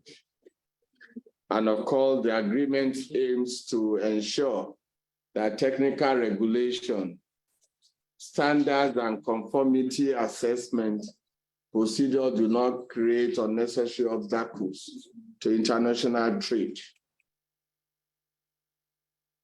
Therefore, the NEPCs are integral part of this system and serve as communication channel for information exchange among WTO members.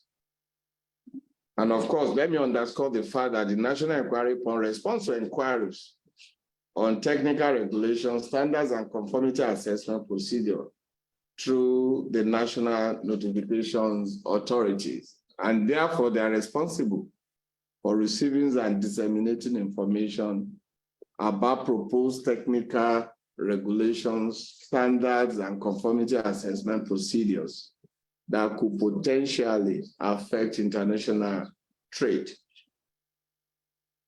And of course, notification generally provide other WTO member countries with the opportunities to review and comment on the proposed measures to ensure they are not overly restrictive or discriminatory.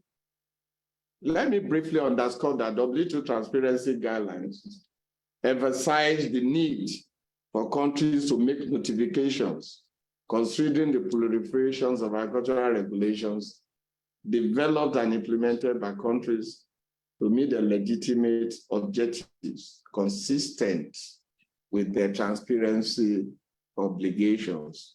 And of course, these guidelines are crucial in ensuring that trade remains open, predictable, and fair, while allowing countries to pursue their legitimate policies objectives.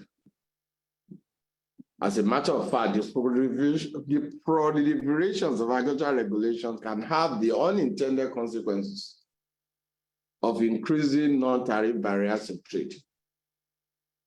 Therefore, by notifying these regulations, countries provide transparency to their trading partners, helping to prevent surprises and disruptions in trade flows due to sudden changes in regulations.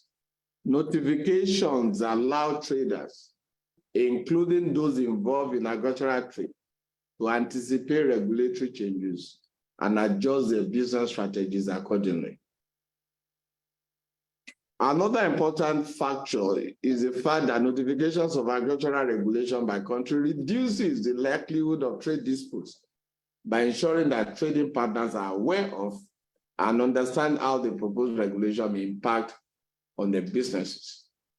Notification promotes fairness and facilitates equivalence in a non-discriminatory manner, thereby reducing transaction costs of traders. Furthermore, notification provides a platform for trading partners to engage in consultations and provide feedback on proposed agricultural regulations. And this also reduces trade tensions and eventually promote trade. Of course, there are certainly challenges faced by national notifications authority in Africa. And given the Nigerian experience, and now they can cooperate under the AfCFTA, which requires them to notify the AfCFTA. Let me highlight the following. Some of the challenges faced by the enemies and potential ways to enhance cooperation under the AfCFTA include the following: limited capacity. NNAs face limitations in terms of human resources, technical expertise, and financial resources. And this can hinder their ability to adequately handle the notification process and ensure compliance with various trade agreements. Also, coordinations and communication. Coordinating between different government departments and agencies involved in formulating and implementing regulations can be complex. It's not even easy. In the case of Nigeria, we have to face that challenge of coordination and ensuring effective communication in a seamless way and communication within the NNA and of course with other relevant bodies. And this is very crucial. Then the issue of data management. Efficient data management is essential for tracking and updating regulations. An insufficient data management system can lead to delays in notifications and inaccuracies in information shared with trading partners. Then the issue of awareness and training. Stakeholders, including regulatory authorities and industries, may lack awareness about the importance of transparent notification and their respective role in trade. Training and awareness programs are needed continuously to enhance understanding and compliance. Then the issue of technical barriers. Technical challenges can arise when aligning domestic regulation with international standards, leading to delay in the notification process, and this has to be properly understood. Then the issue of provision of capacity building in order to enhance cooperation, and therefore we recommend it seriously. The African country can collaborate with the support of relevant international and regional institutions, as well as donor countries, to provide technical assistance and capacity building on continuous basis to NNAs, sharing best practices, training resources, and of course, technical expertise that can help build the capacity of the NNA across the continent on a sustainable basis. Then the issue of information exchange. Establishing a platform for sharing information and experiences among NNA can facilitate the efficient exchange of knowledge, resources, and strategy for overcoming challenges. Harmonizations of regulations. Countries can work together to harmonize regulation within the FTA framework. This will not only reduce trade barriers, but also simplify the notification process by aligning standards across multiple countries. Then the issue of regional workshop and seminar, and of course, the role of the FTA Secretariat. The FTA Secretariat can play a central role in facilitating cooperation among NNAs and can also provide guidance, resources, and a platform for sharing information on notifications and regulations. Then the issue of peer review mechanism. Establishing peer review mechanism among NNAs can encourage accountability and also improvement in the notification process. Generally, by addressing these challenges faced by NNAs and enhancing cooperation under the FTA, African countries can work together, creating a more transparent and predictable trading environment. And of course, collaboration can help streamline the notification process, promote understandings of trade regulations, and contribute to the success of the FTA in facilitating African trade. The Nigerian government, through the Federal Ministry of Industry, Trade and Investment, is committed to strengthening and upgrading the national standardization system, the regulatory framework, accreditation and certification to facilitate local production, trade, increase export, accelerate economic development, and protect the environment, health, and safety of consumers and improve quality of imported products through well-defined legislation in the quality infrastructure. The Federal Ministry of Industry, Trade and Investment, in collaboration with other stakeholders, has developed the national quality policy with the objective of strengthening the capacity of Nigerian trade support institutions, in particular, to facilitate trade and ensure that Nigerian exports meet international standards in the global market. Let me conclude by thanking you once again, the organizers, our colleagues, all the people that have worked tirelessly behind the scene to ensure that this event takes place today. It's a great opportunity. It's a good beginning, and I think we can build on this foundation. It's an opportunity to discuss the importance of notification, and now NNA could be strengthened to enable them to discharge the function efficiently and effectively. I thank you for this opportunity. Thank you for your kind attention, and God bless you.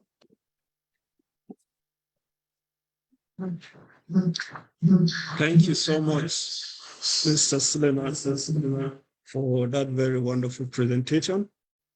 Mr. Suleiman took us through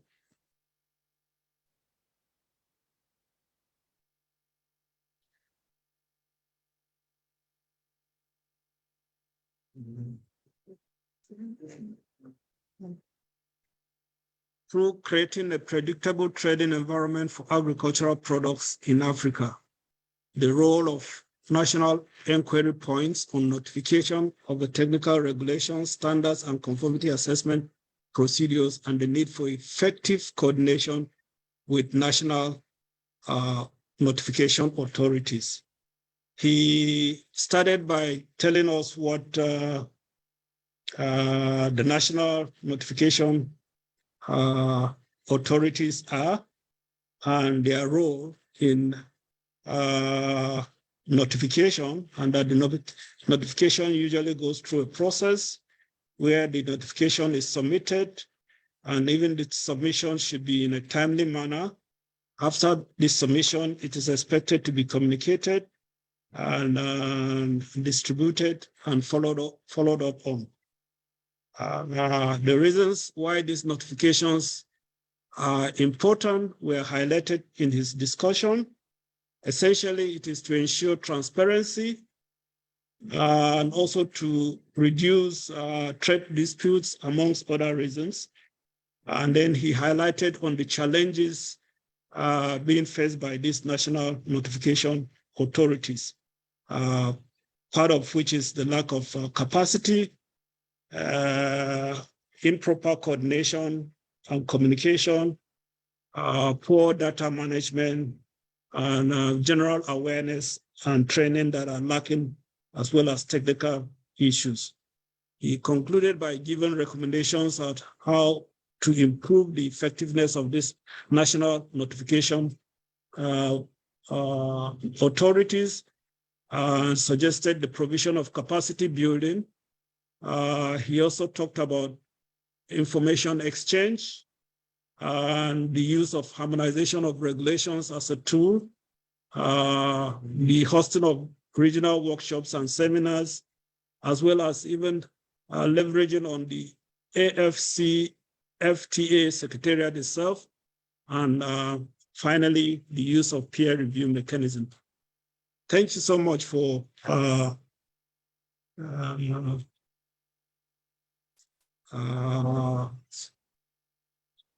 your contributions, Mr. Suleiman.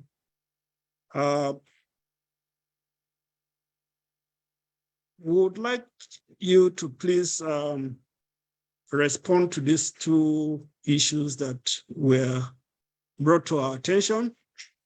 One is that in relation to the WTO transparency guidelines, why is it important to make notifications in trading systems taking into consideration the proliferation of agricultural regulations being developed and adopted by countries to meet legitimate objectives? Well, I think can I respond? Yes, please.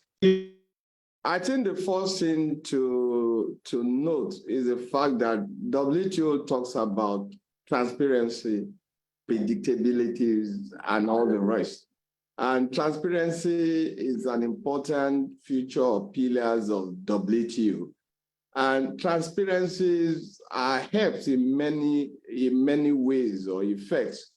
Number one is the awareness. Number two is your responsiveness. The moment you have an information about a particular regime, then you know how to respond, you know how to adjust, and it's for the benefits of all, including the person notifying and those who are trading partners. I think that's the first thing to underscore. However, the challenge of notifications has always been there. If you check the history of WTO, many developing countries, lead developing countries are often defaults in terms of their notifications obligations.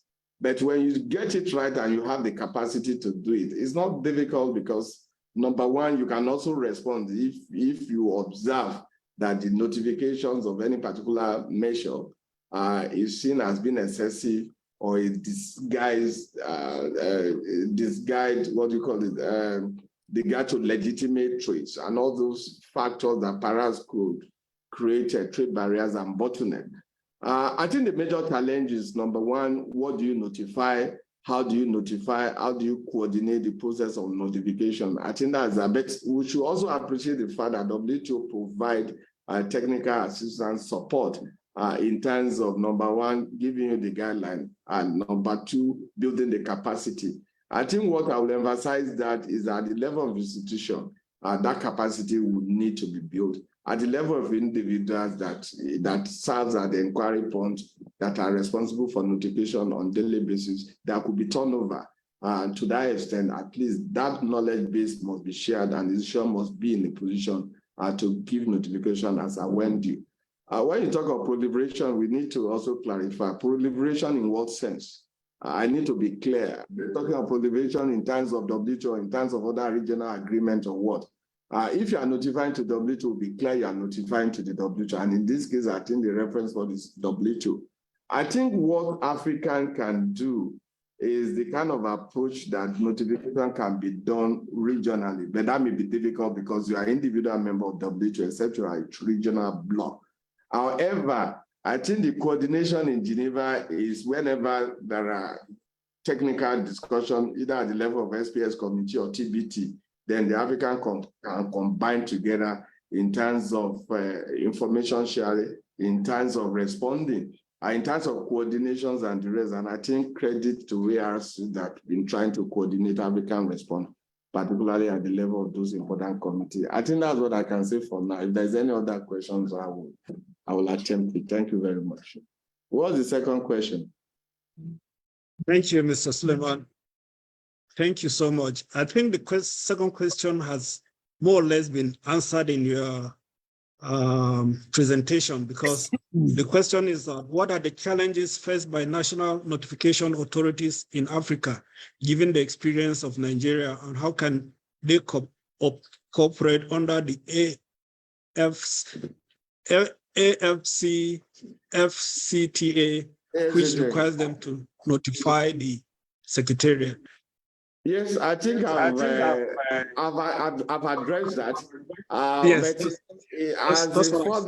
as a further way to strengthen that is the fact that you need coordination, effective coordination, you need collaboration, you need synergy. I think that is very important. More important is the issue of the institution itself that we operate under. And more important is also the level of expertise, skill among those specific officers that are responsible in terms of notification. Like I said, people move in and out of the service, and you need at least a certain level of years and experience to be able to handle that in terms of the technicality. I think that's just a major challenge. And you can share resources together, you can share platform together, you can do experience sharing together. But the most important is identification of who is responsible for what, and also to disseminate this information from time to time appropriately. And also for the stakeholder to be acquainted with this particular notification that is the reference point. Because we should ask what are the objectives of notification and the benefit accruable from notification. I think that's what I need to say in terms of coordination at international level. But the most important is that the ministry is doing its best in terms of coordination, and we are getting the support of all critical stakeholders in that regard. Thank you so much, Mr. Suleiman, for that wonderful presentation. We are gradually heading for the grand finale, and our next panelist is none other than the experts on trade worldwide. We have enhancing Africa's trade competitiveness by addressing the trade impacts of the sanitary and phytosanitary and technical barriers to trade in intra-African agricultural trade and global market access, challenges and opportunities, and UNIDO's initiatives. This is given to us by Dr. Gobar Molnar with a very, very impressive CV. He holds a PhD in industrial development. He's an associate industrial development expert, particularly focused on the agro industry, agro business development and trade. SPS and TBT, Sustainable Food Systems Division, Department of Agribusiness Sustainability of UNIDO. I would yield this floor to Dr. Mohar, who has about 10 minutes of presentation. And I think we saved the best for the last. And so you have the floor now, Dr. Mohar. Thank you very much, sir. And first of all, thank you very much for this opportunity. Ladies and gentlemen, it's really an honor to present in front of you and share some of my thoughts today. First of all, please allow me to share my screen, and if you could just let me know that and confirm that you can see my slides. Is that the case?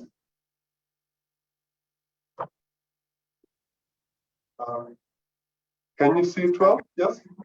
Yes, we can see. Yes, excellent. So thank you very much again. And basically, today I would like to talk about some points related to SPS and trade, but firstly, I would probably start with food control systems. And when we are talking about basically a food control system, we have to actually differentiate between an obsolete against a modern food control system. So when we are talking about obsolete systems, usually what comes to our mind that we see end product control and basically focusing very much on testing instead of basically food safety management system control. Very often things are paper-based instead of having digitized data and taking decisions based on these data. There is a lack of communication among stakeholders, whereas what we see in a robust system, that coordination is taking place not only among competent authorities, but also between industry as well as competent authorities and consumers. Food safety is a shared responsibility, where indeed the industry is taking the lead. And nevertheless, when it comes to the control side, it is the part where competent authorities indeed are playing a crucial role. Very often what we also see in an obsolete system that it's an expert advice driven. So instead of basically having a risk analysis paradigm, there might be some experts who are trying to lead the conversation within a regulatory system. We also see gaps and blind spots in control, so we might not have the required data. There are puzzled legal and policy framework, meaning basically there are legislations, but on the other hand, there might be legislative gaps. It could be the case that, for instance, the technical regulations are not in place or the mandated legislation. So those competent authorities might not be able to properly enforce the legislation and standards. There are also control gaps along the value chain, and it's where we are trying to move towards in a robust system with a farm-to-fork approach. Indeed, international standards are playing a crucial role to have a robust system.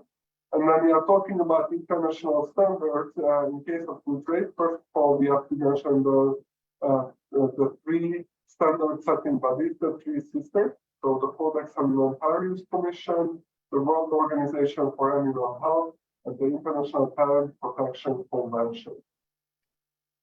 So how do we actually support countries when it comes to food safety? UNIDO has its own food safety approach, which indeed based on the idea that the industry is taking the lead when it comes to food production.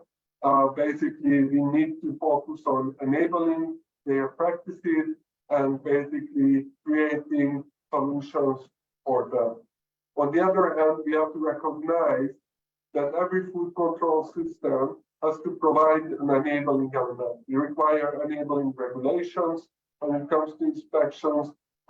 Indeed, it's important to keep in mind the possible conflict of interest, nevertheless, how inspectors and inspectorates are also ensuring that they are able to support the industry and engage them when it comes to regulatory updates. So the enabling favorable food safety environment is essential for that. And as part of this, also developing quality infrastructure systems. And I'm going to talk about that a bit later.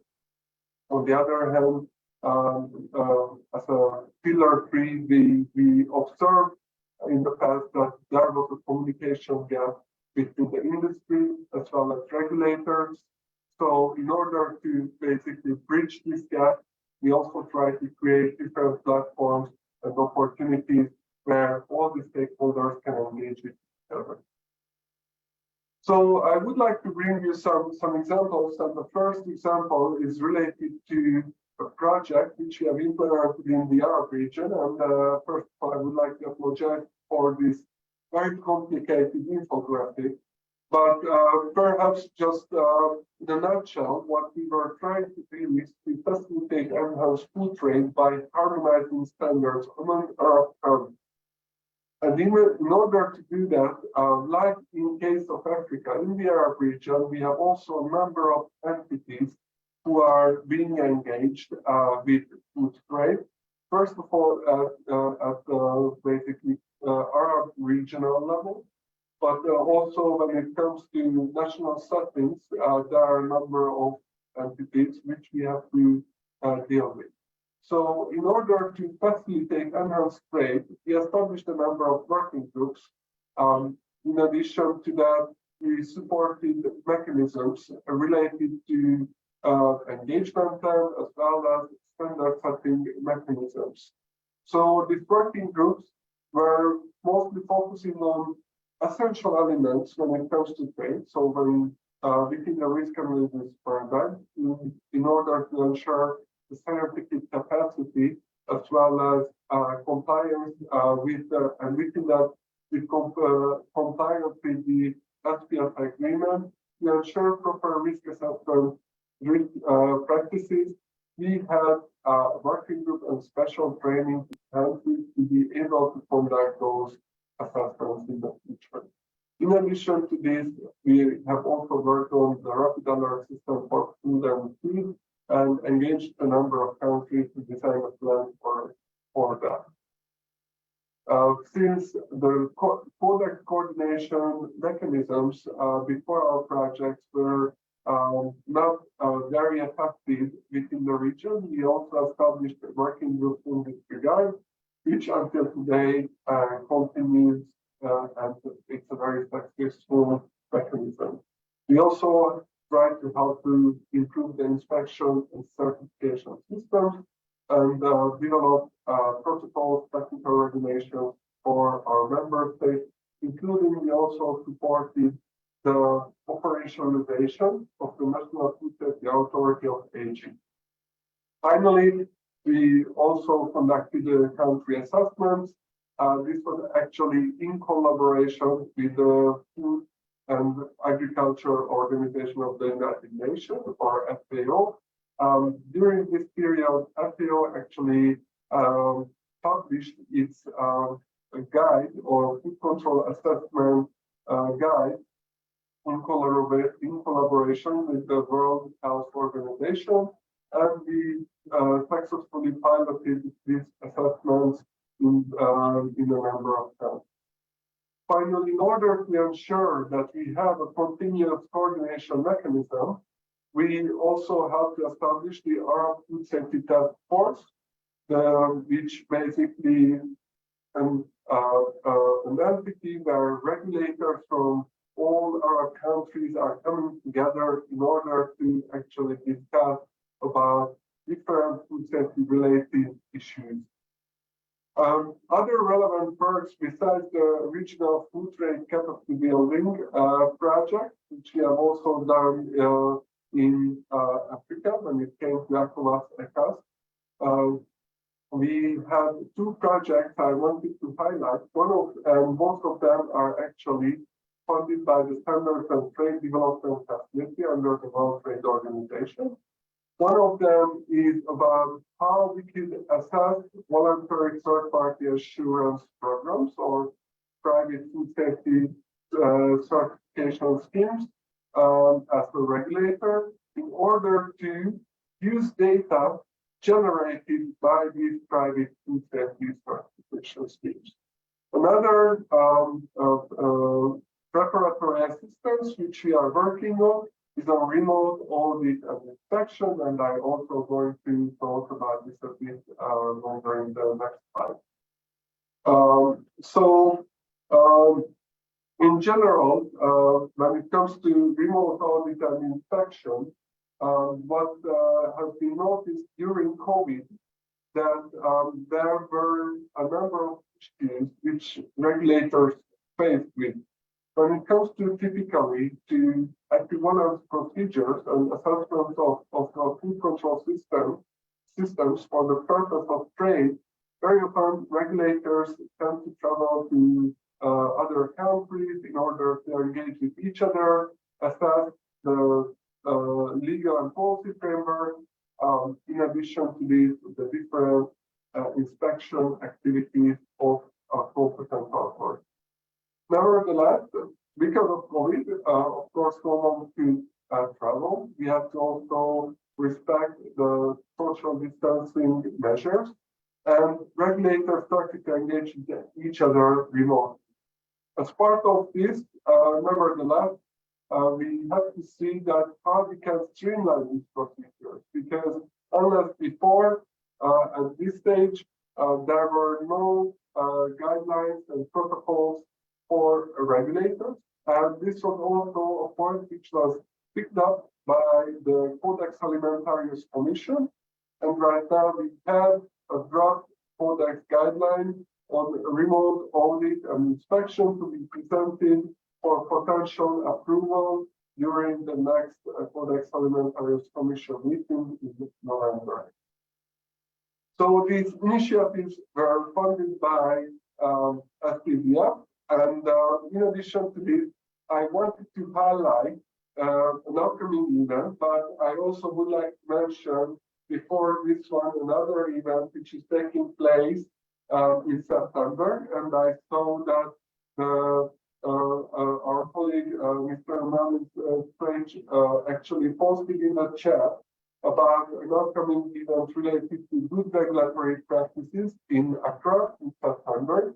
So this would be a very interesting workshop which is taking place.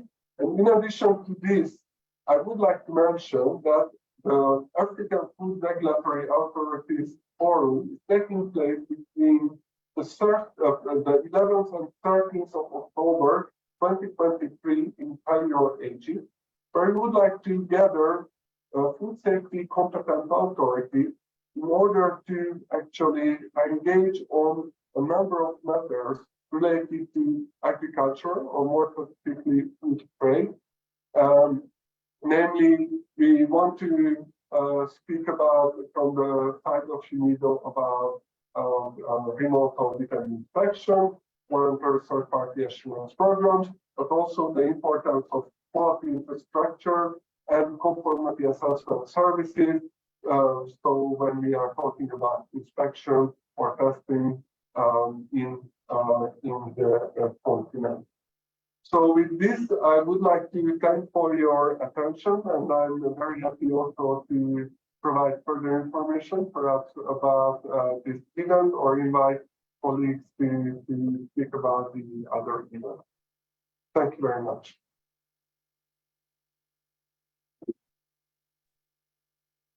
Thank you so much, Dr. Morna.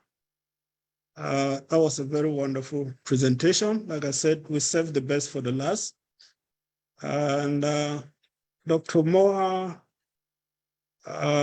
gave us the insights for us to move from the obsolete systems of international standardization to what he refers to as the robust systems, which means we have to focus on management systems, control, the use of scientific data for decision-making, and lastly, to adopt the farm-to-fork approach as means of ensuring food security. He gave us the UNIDO approach to food safety, which is based on 3 pillars. And I think the emphasis is for us to ensure that we are deeply rooted in those 3 pillars.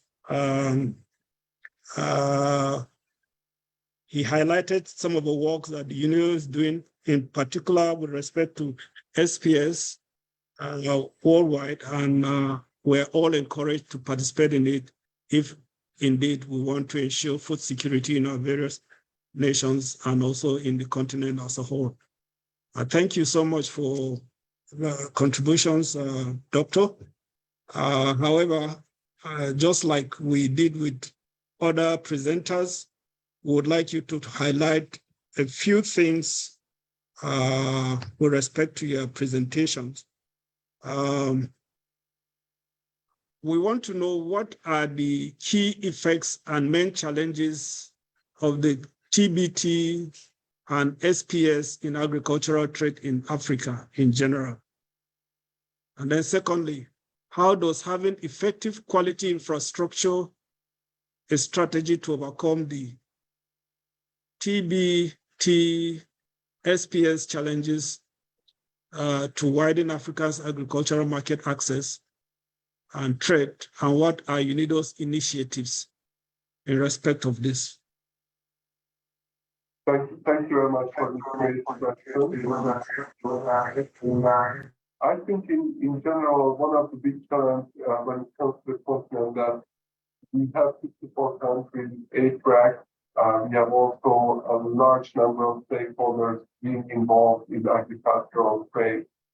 And among all these stakeholders, we have to make sure that when we are harmonizing standards as well as practices, everyone is actually in consent with those decisions and how we can actually coordinate these practices.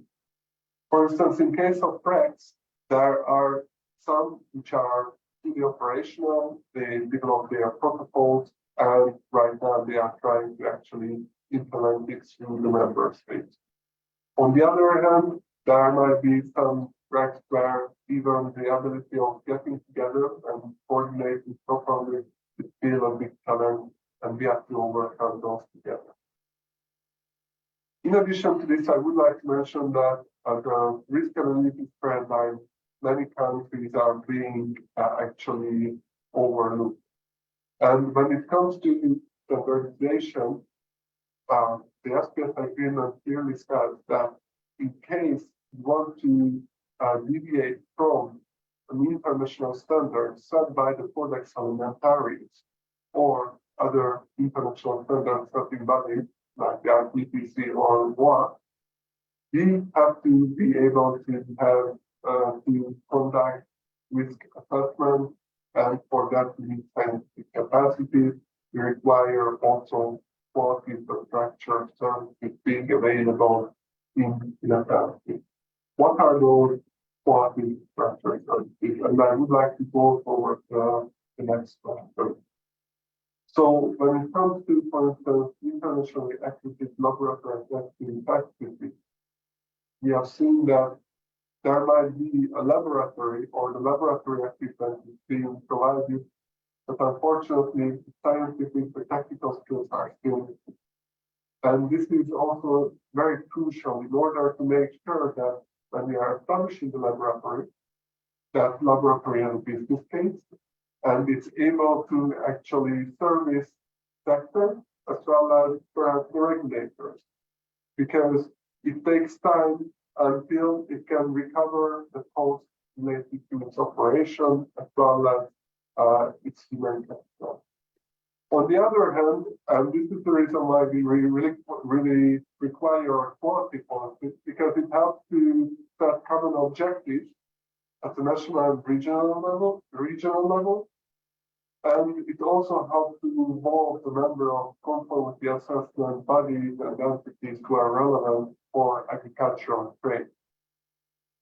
So building these entities' capacity towards international recognition takes time, takes a lot of efforts, but they are extremely important to ensure the very less trade of agricultural products. So in this regard, as I mentioned, we have been involved in the implementation of a number of port infrastructure projects as well as safety projects at the national and regional level in Africa. I could highlight a few of them, but I'm not going to get into details. So in the case of, for instance, the ECOWAS region, we have an ongoing project, the VACO initiative, where we help and work together also with ARSO and other national entities. In EAC, we had the Kenya markup project, where we also work with EAC countries, and as part of the activity to work on food safety, packaging, improve processing practices, which also helps to reduce potential food illnesses and hazards.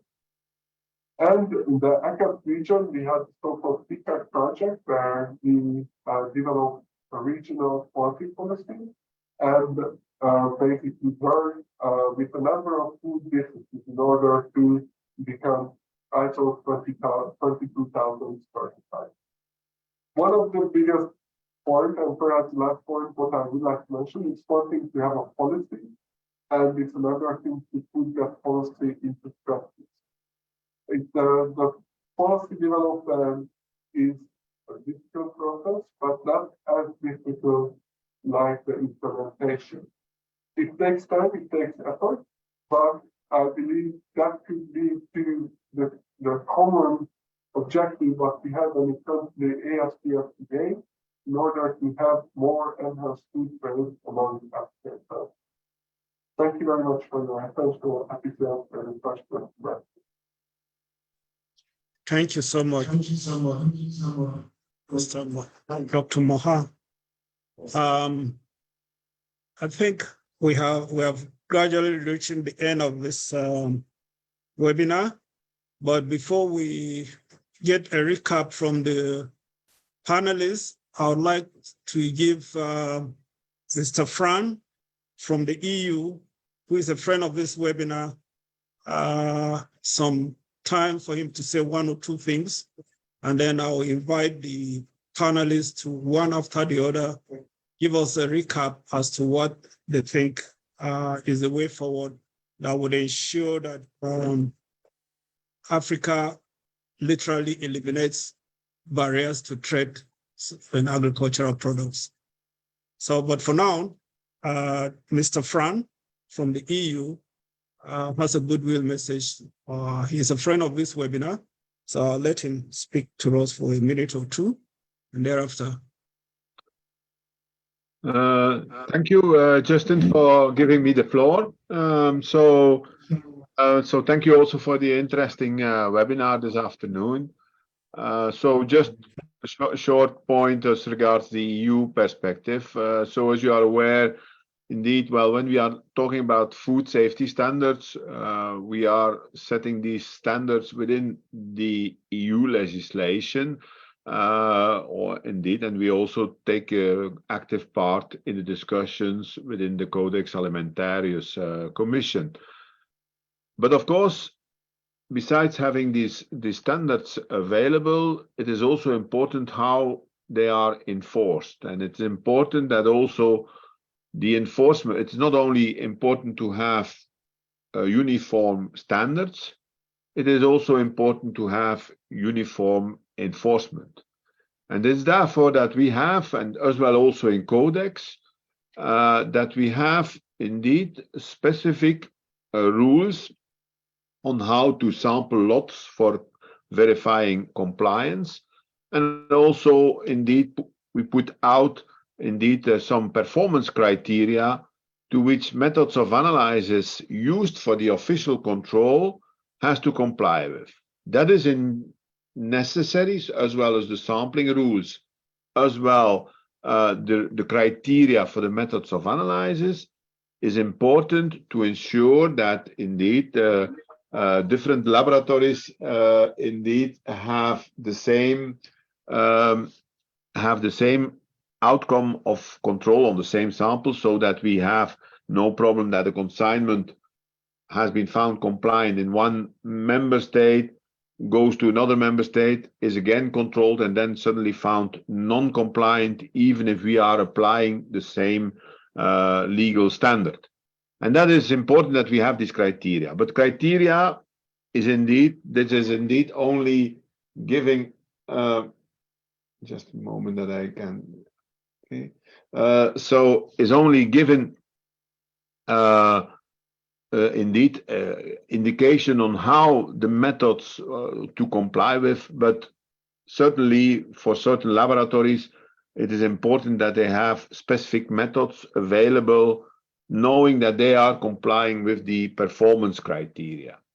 And that is for that reason that we have the European Standardization Organization, the SEN, mandated also to indeed develop specific EN standards on determination of several substances, chemical substances or specifications, in order to ensure that, okay, well, of course, maybe there might be other methods be used, but we are aware that these EN standards do provide reliable results and indeed can be used for the control. And these EN standards are publicly available and can also be used by laboratories in third countries to ensure that the controls they are doing pre-export indeed also are valid for indeed the import within the EU, for instance, if there is trade with the EU.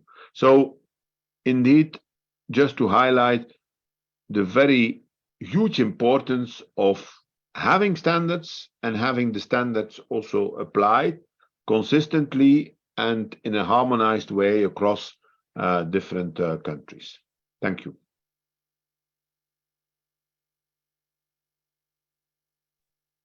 Thank you, Mr. Franz.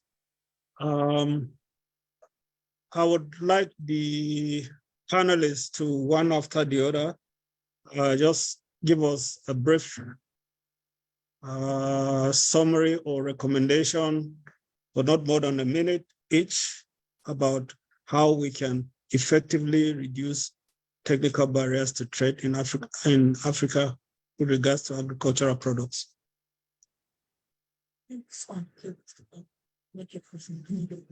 Oh, okay.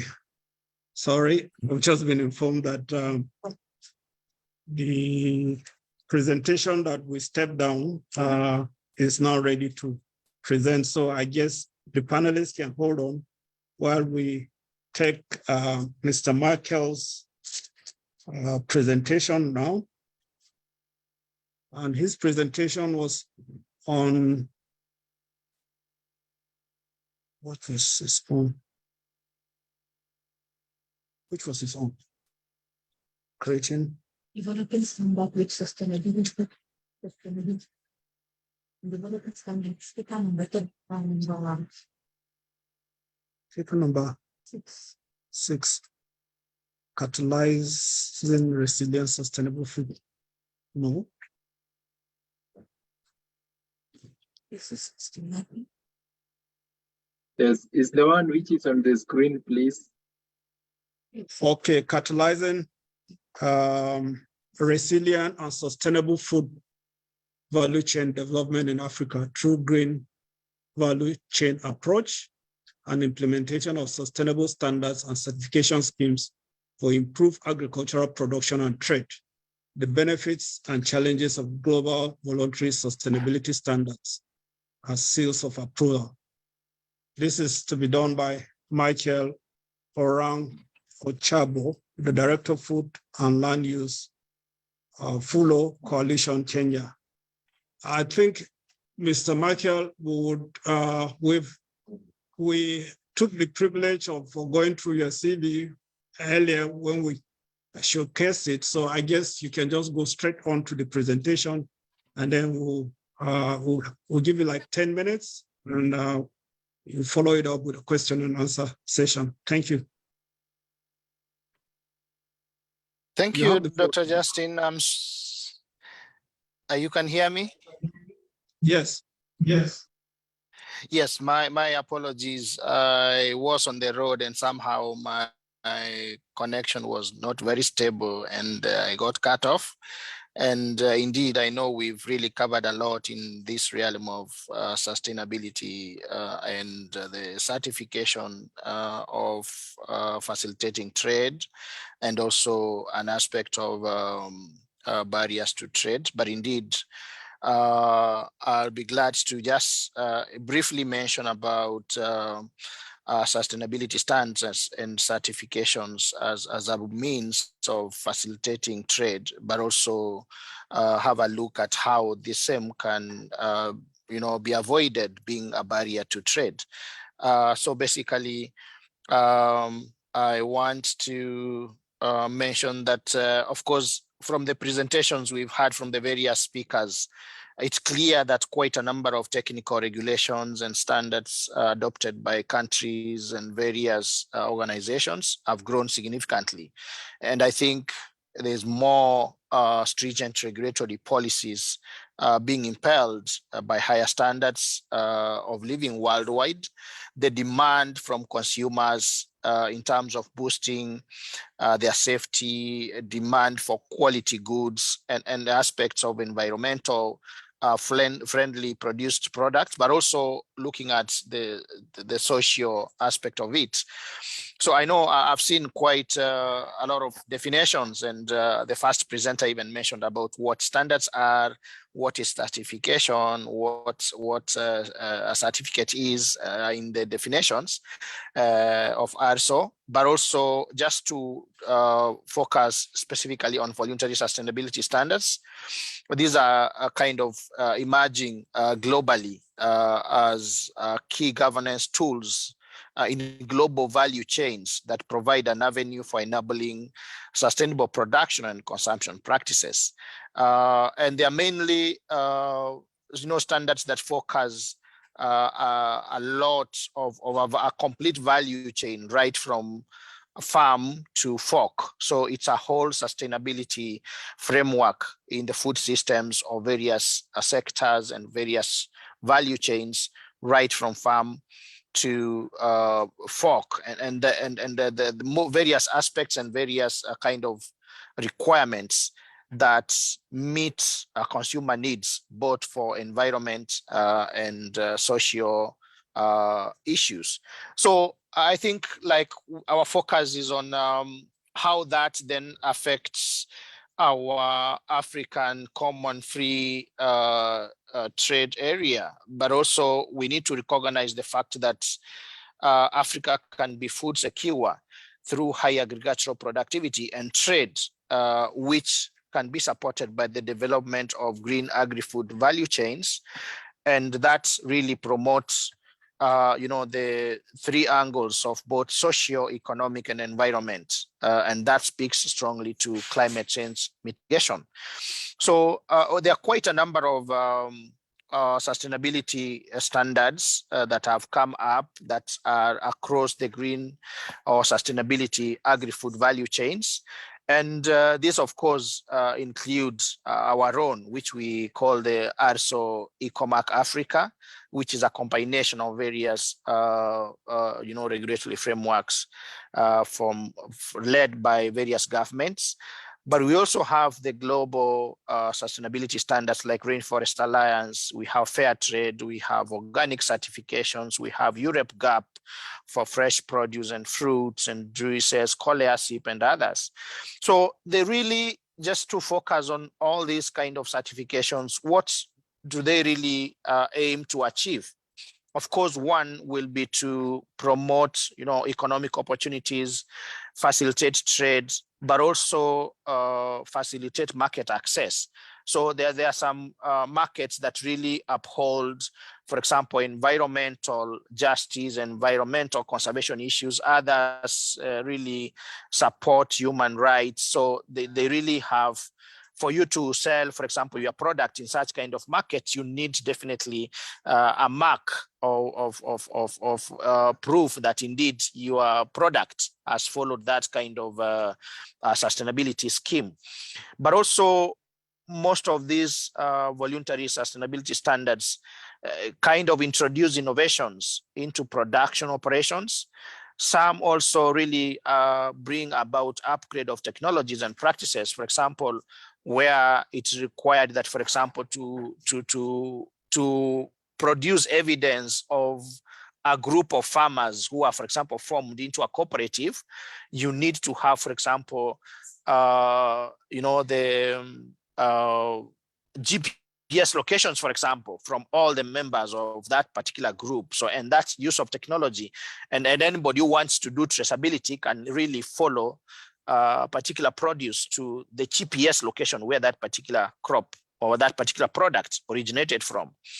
And of course, some of these sustainability standards have had quite positive impacts on environment and our ecosystems, especially positive impacts on water, on soil fertility and management, on forest conservation and general ecosystems, but also a lot of impacts on mitigating climate change, reversing the loss of biodiversity. We've had measures of some sustainability standards where they have been implemented and farmers have documented improved productivity, improved incomes, and general livelihoods improvements. But also most of these sustainability standards focus a lot on human rights and workers' rights, and you see a lot of improvement, even in terms of the farming communities. And some really promote the connection of the smallholder farmers to the real consumers of these products, who then pay back in terms of either premiums or some additional values to support the farmers in undertaking this kind of sustainability standards.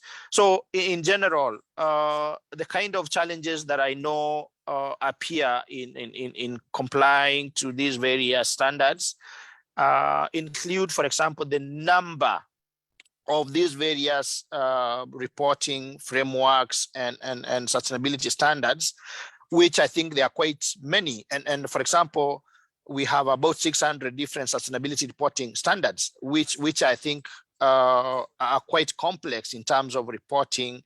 Some really are quite repetitive. And for example, that's why we had in the past some organizations matching, for example, Rainforest Alliance matching with the UTZ kind of standards and forming Rainforest Alliance because of the replicability and repetitive nature of the standards. But also we've had issues around this transparency levels and consistency of the various standards. But what is also most affecting the production of smallholders is the indirect and direct costs of complying to these particular standards, so which is really quite expensive and quite discouraging to most of the farmers to undertaking this kind of certifications. But also we've had areas where you have very many products or a very big large volume of products certified under these schemes, but then there's no market that is able to uptake the whole of that certified volume, which now becomes again detrimental to the farmers who have put in resources and dedicated efforts to comply to those particular standards. So I think also there is a lack of like national legislation that kind of follows up into the implementation of some of these requirements. But also when you look at smallholder cooperatives and formation of smallholder farmers, they really don't have the capacity to really understand the requirements of some of these standards and really guide most of these farmers into complying to the requirements of these particular requirements in the various standards. So I think those are some of the challenges that are kind of come across the sustainability standards. But all said and done, I think is good to really appreciate that these particular sustainability standards also provide room to access trade and open up the trade in various markets where those particular consumers really uphold some environmentally friendly and socially friendly produced products. So I think in a nutshell, I think I'll come to a close there and maybe allow any clarifications or questions and for clarification. Thanks, Justin. Thank you so much. Mark took us through sustainability standards, and he revealed to us the essence and drivers of certification. He started by giving us the definitions of standards and certification. And we have been made to understand that these voluntary sustainability standards emerge as global food security has become a very important issue. He highlighted the benefits of the sustainability standards as a means of imbibing innovation. They can be used to mitigate against climate change. They can actually even be used to help recover lost biodiversity. So the benefits are quite many, and he highlighted the challenges most countries will face in trying to implement these sustainability standards,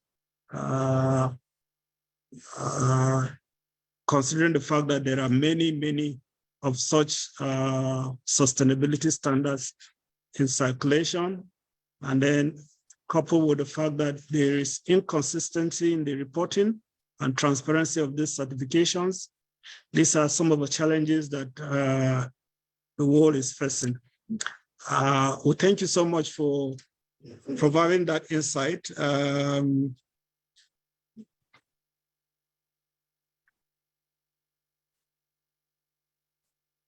However, we would like you to highlight the key highlights of green value chain approach and how this will be used to ensure sustainable agricultural value chains in Africa and therefore increase trade.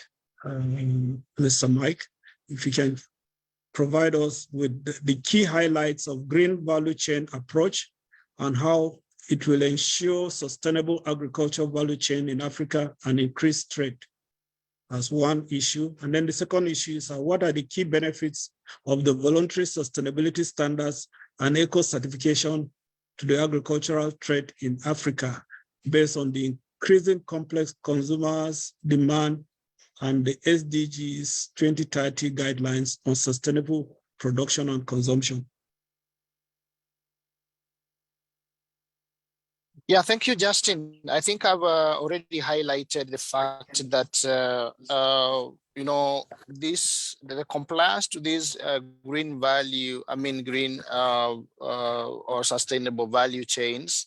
I think most of these sustainability standards have a strong focus on all elements that really encompass human dignity. So most of them have aspects of, for example, management, like how does a cooperative manage itself to ensure that there's transparency, there is, involvement of members, there is support, there is enough budget to run, the affairs of that particular group or organization of farmers, but also in terms of their traceability from farm to the markets, also aspects of farming, specifically in terms of, for example, management of the fertility of the soil where these particular crops are grown, in terms of use of herbicides and agrochemicals or pesticides, which is really limited and discouraged, so that you look at production of these products without necessarily using highly toxic and negatively maybe pesticides that affect the environment negatively, and that speaks now to aspects of climate change mitigation and adaptation, for example, reducing the emissions, because some of those toxic agrochemicals used, they kind of, after breaking down, they emit most of these toxic gases that really contribute to the global warming. So there are so many requirements in those standards that speak to management of these pesticides, management of the soils, management of the planting materials, and the general environmental conservation issues that come up with, management of waste that comes out of the production systems, how the wastes are disposed, how transportation happens, and even renewable energy, for example, aspects like monitoring the energy efficiencies and encouraging use of renewable energy other than the other non-renewable energy sources. So there's a lot of aspects in these standards that cut across, and even in terms of the human rights aspects, working conditions of workers and all that. So there is a whole spectrum of the aspects that really speak to the value chain. So right from preparation of land, bringing those crops that are certified under those schemes into production, harvesting, processing, and right distribution into the markets. And of course, quite a number of benefits, as I highlighted. So they really speak to why this kind of adoption of the green value chains will kind of promote trade, because again, even the consumers will be certain and they will be sure that these crops have followed systematic way of production. So they are very sure that indeed this cocoa that I'm consuming, this particular tea that I'm taking, has not been produced by using child labor, for example, or has not been produced by heavy application of banned agrochemicals. So I think even from the consumption point of view, they will be able to promote and consume more of these products because of the assurance that they have in terms of how the products and how the various services have been procured and produced. So that really is the core of such kind of following the green value chains, and how that then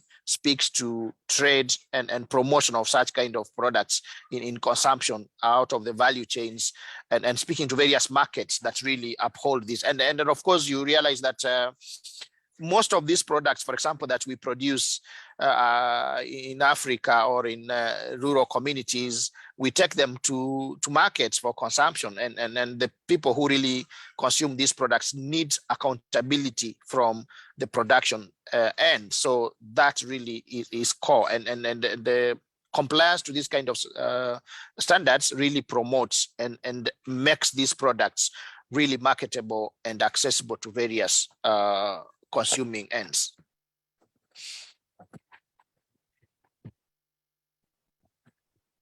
Thank you so much for the explanations that you've given us, Mark. I think we have reached the end of presentations, but to recap, I would want all the panelists to just give us a minute recap of some takeaways that we should be able to have at the end of this webinar. I'll start with the first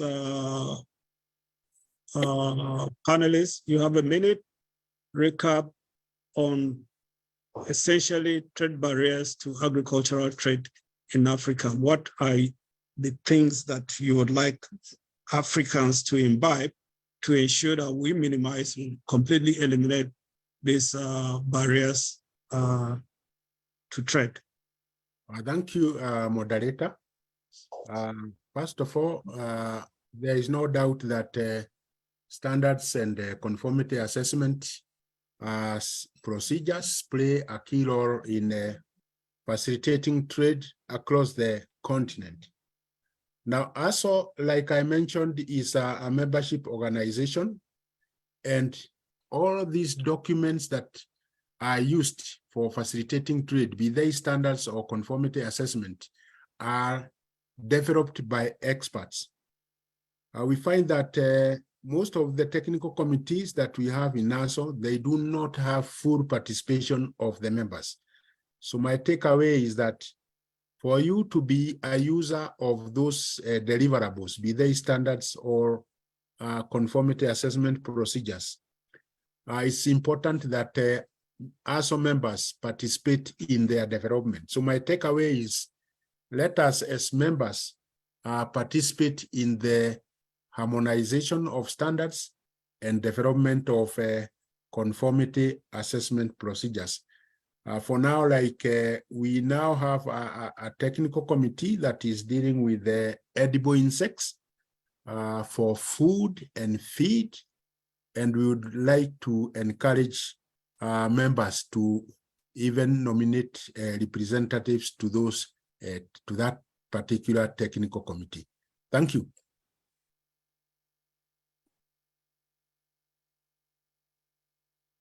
Thanks.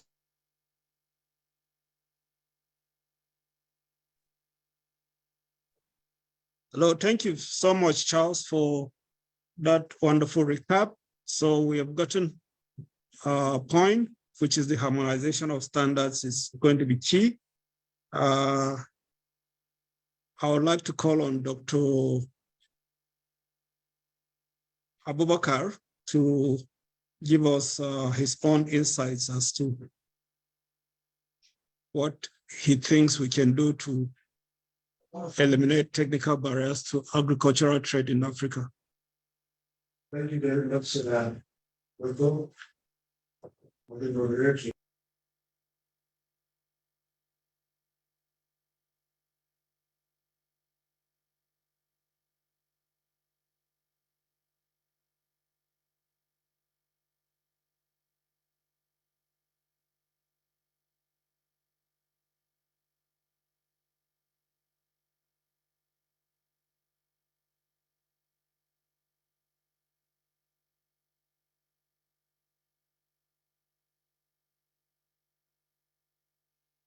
We have lost him. I think the next panelist can go ahead.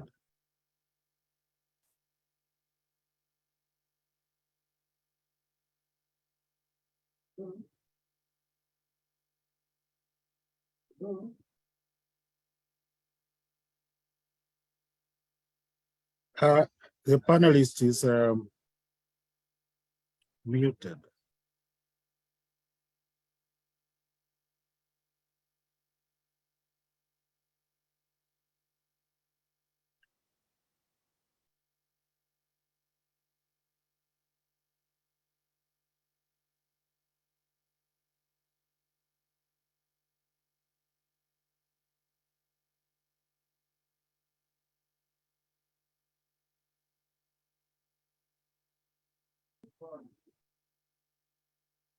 He's muted. Eh?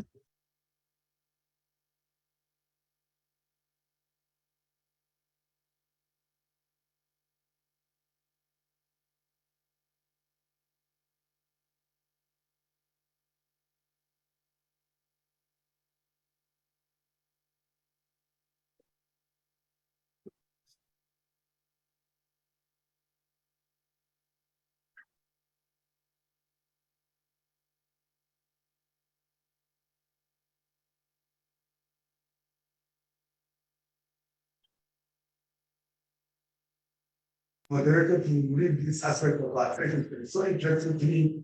So I just need to improve the quality assurance directly. Facilitate exchange of data, information, and documents between all involved trading parties and control authorities, and therefore to simplify the speed of administrative procedures. It has also the possibility of back and forth traces of animal products, food, and feed of non-animal origin. Mr. Ruben. Contributing to documenting the impact of the disease outbreaks. Yes, I thought it was 1 minute. Yes, please, can you unmute the speaker? Can you unmute? Okay, yes, he has been updated. Yes. Okay. Yeah. The TRACES platform enhances cooperation, collaboration, coordination between competent authorities of the TRACES country. For example, if we have it in the African Silk Road trade, intercontinental trade, it's also between the traders and themselves and also competent authorities. When a decision is taken on a consignment, the involved parties across board are notified and have access to the relevant documents.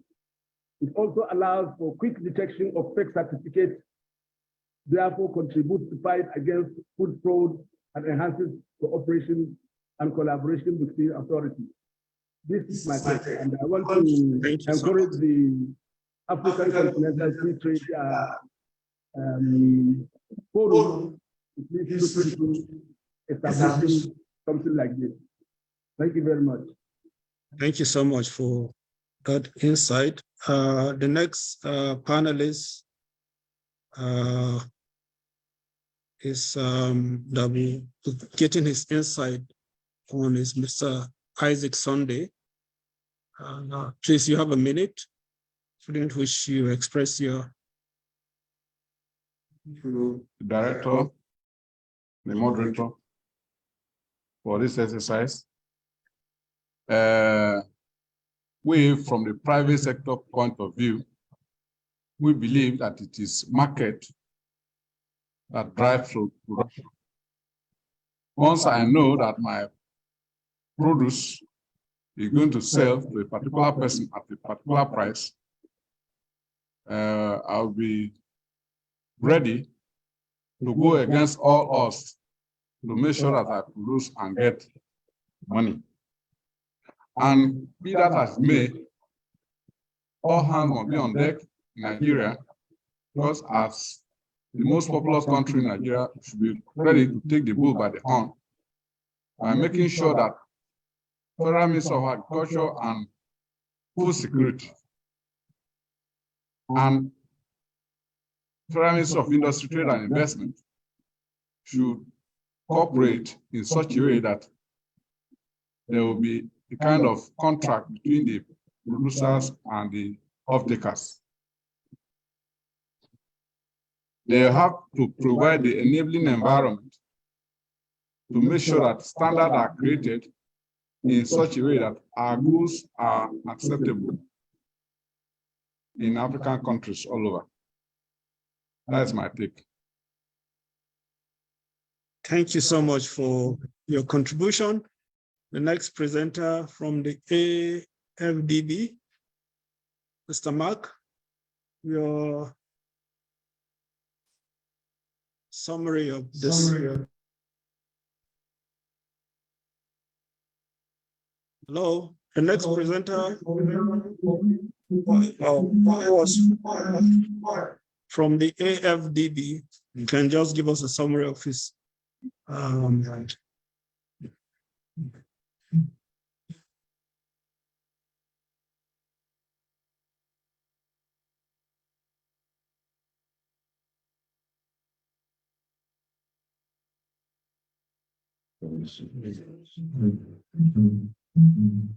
He's probably not with us. Let's move to the next. If he's not there, the representative from the Federal Ministry of Trade and Investment, if he's not there, Mr. Suleiman from Federal Ministry of Industries, Trade and Investment, please, your on take on this webinar.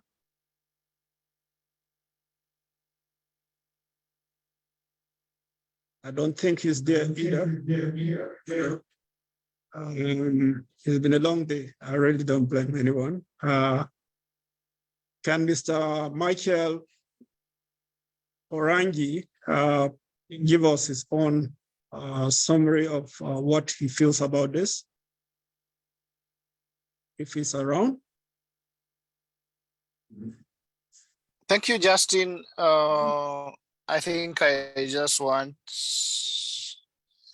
to mention that, yeah, this has been a very useful webinar, and indeed, it's important to address the barriers to trade and how to overcome them, but also just to mention that globally acceptable sustainability standards are also useful. But then I think as an African organization, the ARISO has this taken this bold step of harmonizing various standards. But then my appeal is that we need to go ahead of just harmonizing, but also market our standards, the ARISO Eco Mark, to be able to be accepted globally, so that our farmers don't have to be complying to the various other standards, so that we could also do what we call benchmarking, so that, if we have an harmonized standard of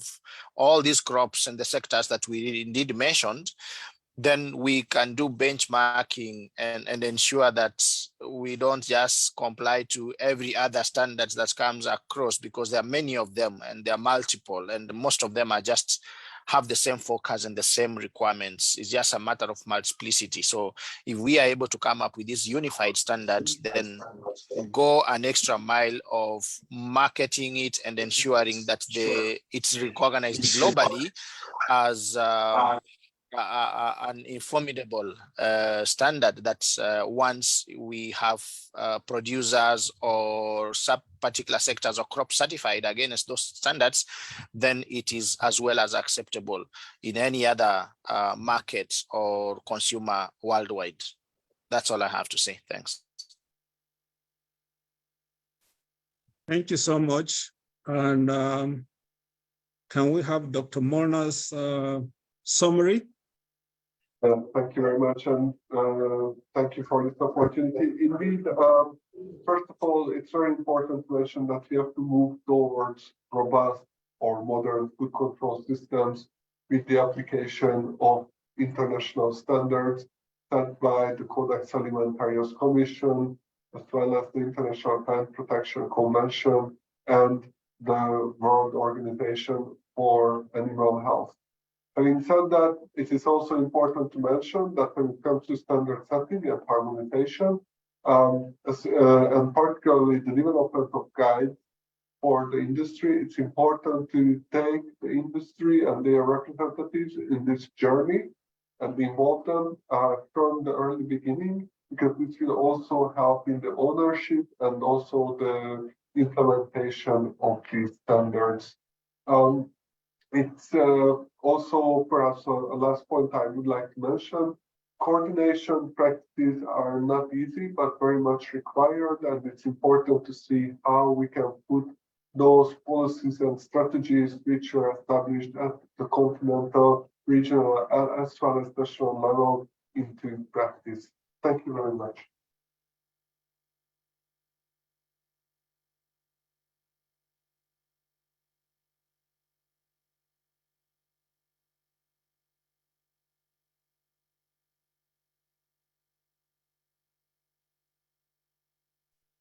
Thank you, Dr. Morna.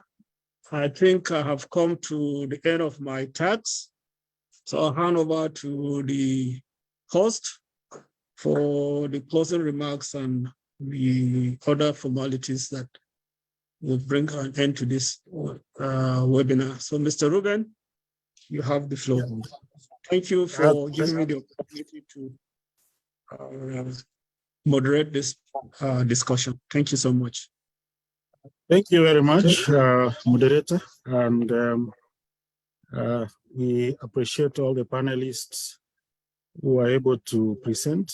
We had a challenge with the sound quality, but nevertheless, we were able to go through. Unfortunately, we were not able to get to the panelists from the African Development Bank, but I believe we shall be having another opportunity to get a presentation from him in the next webinar. So we have taken note of the challenge that you had, and therefore we shall offer that opportunity to present in the next one.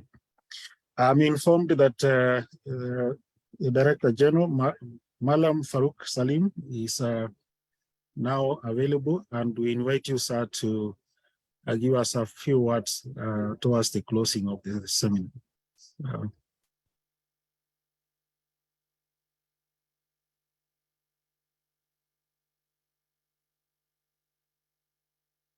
So unless I'm not clearly informed, I was informed that Farouk is available.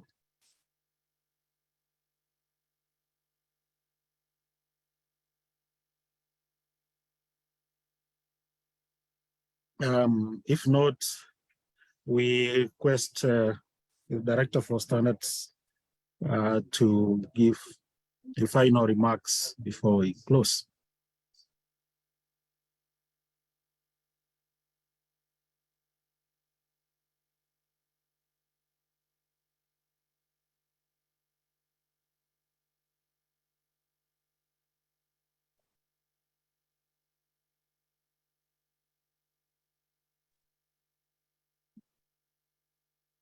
All right. Good afternoon, the esteemed participants. The Director General, Malam Farouk Salim, has sent the compliment of the good people of Nigeria. Also, to all the stakeholders that have participated in this webinar. It is in fact a kudos to ASU for organizing this regular webinar to sensitize stakeholders across Africa. Nigeria is particularly happy to be part of this webinar because it has exposed our stakeholders to the impact of the standardization activities, the policies, and regulatory strategies Nigeria has been carrying out in facilitating trade within AfCFTA. This webinar has also shown that Nigeria, together with other national standard bodies through ASU, will continue to facilitate trade within the AfCFTA. And I also like to announce here that towards the end of this year, around November 23rd to 24th, Nigeria will be hosting the 69th Council meeting in Africa. It will be hosting it, and in that meeting, discussion will also be focused on the interplay between standards, regulation, and conformity assessment. And towards this end, I want to thank all the participants. And I believe that the quality papers presented, the participants have learned all the strategies that Nigeria has put in place to ensure that it facilitates trade within the continent. And also, the Nigerian populace have also learned from other papers that have been presented. Thank you very much, and have a great day ahead.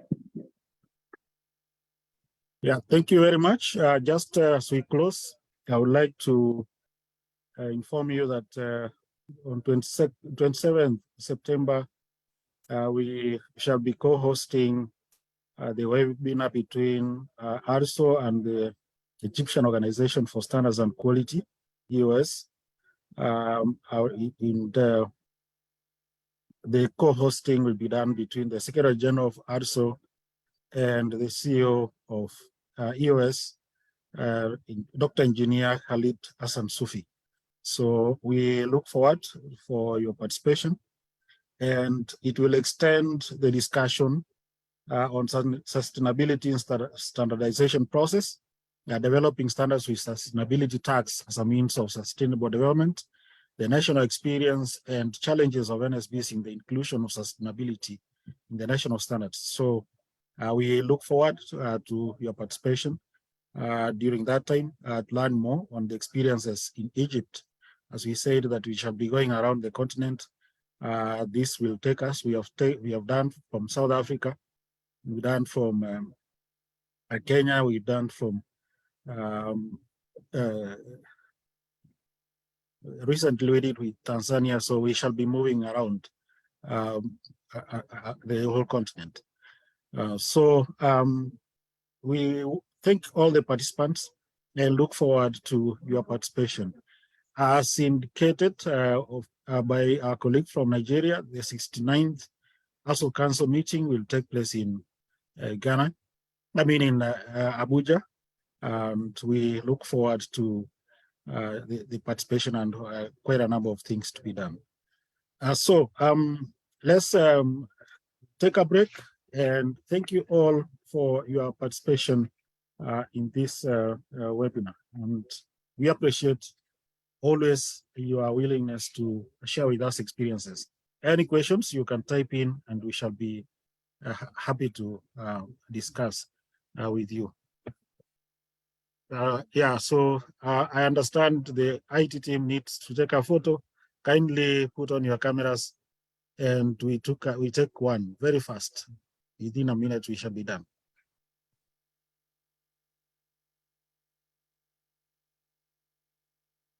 IT team, you can tell us when you're done.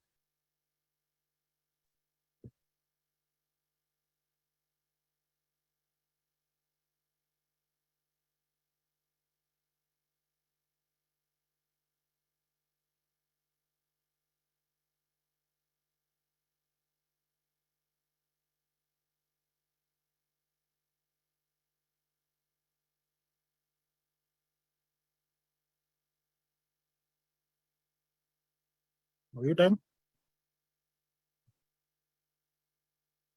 Thank you very much. I am done. Okay. Thank you very much, and goodbye for today. Bye.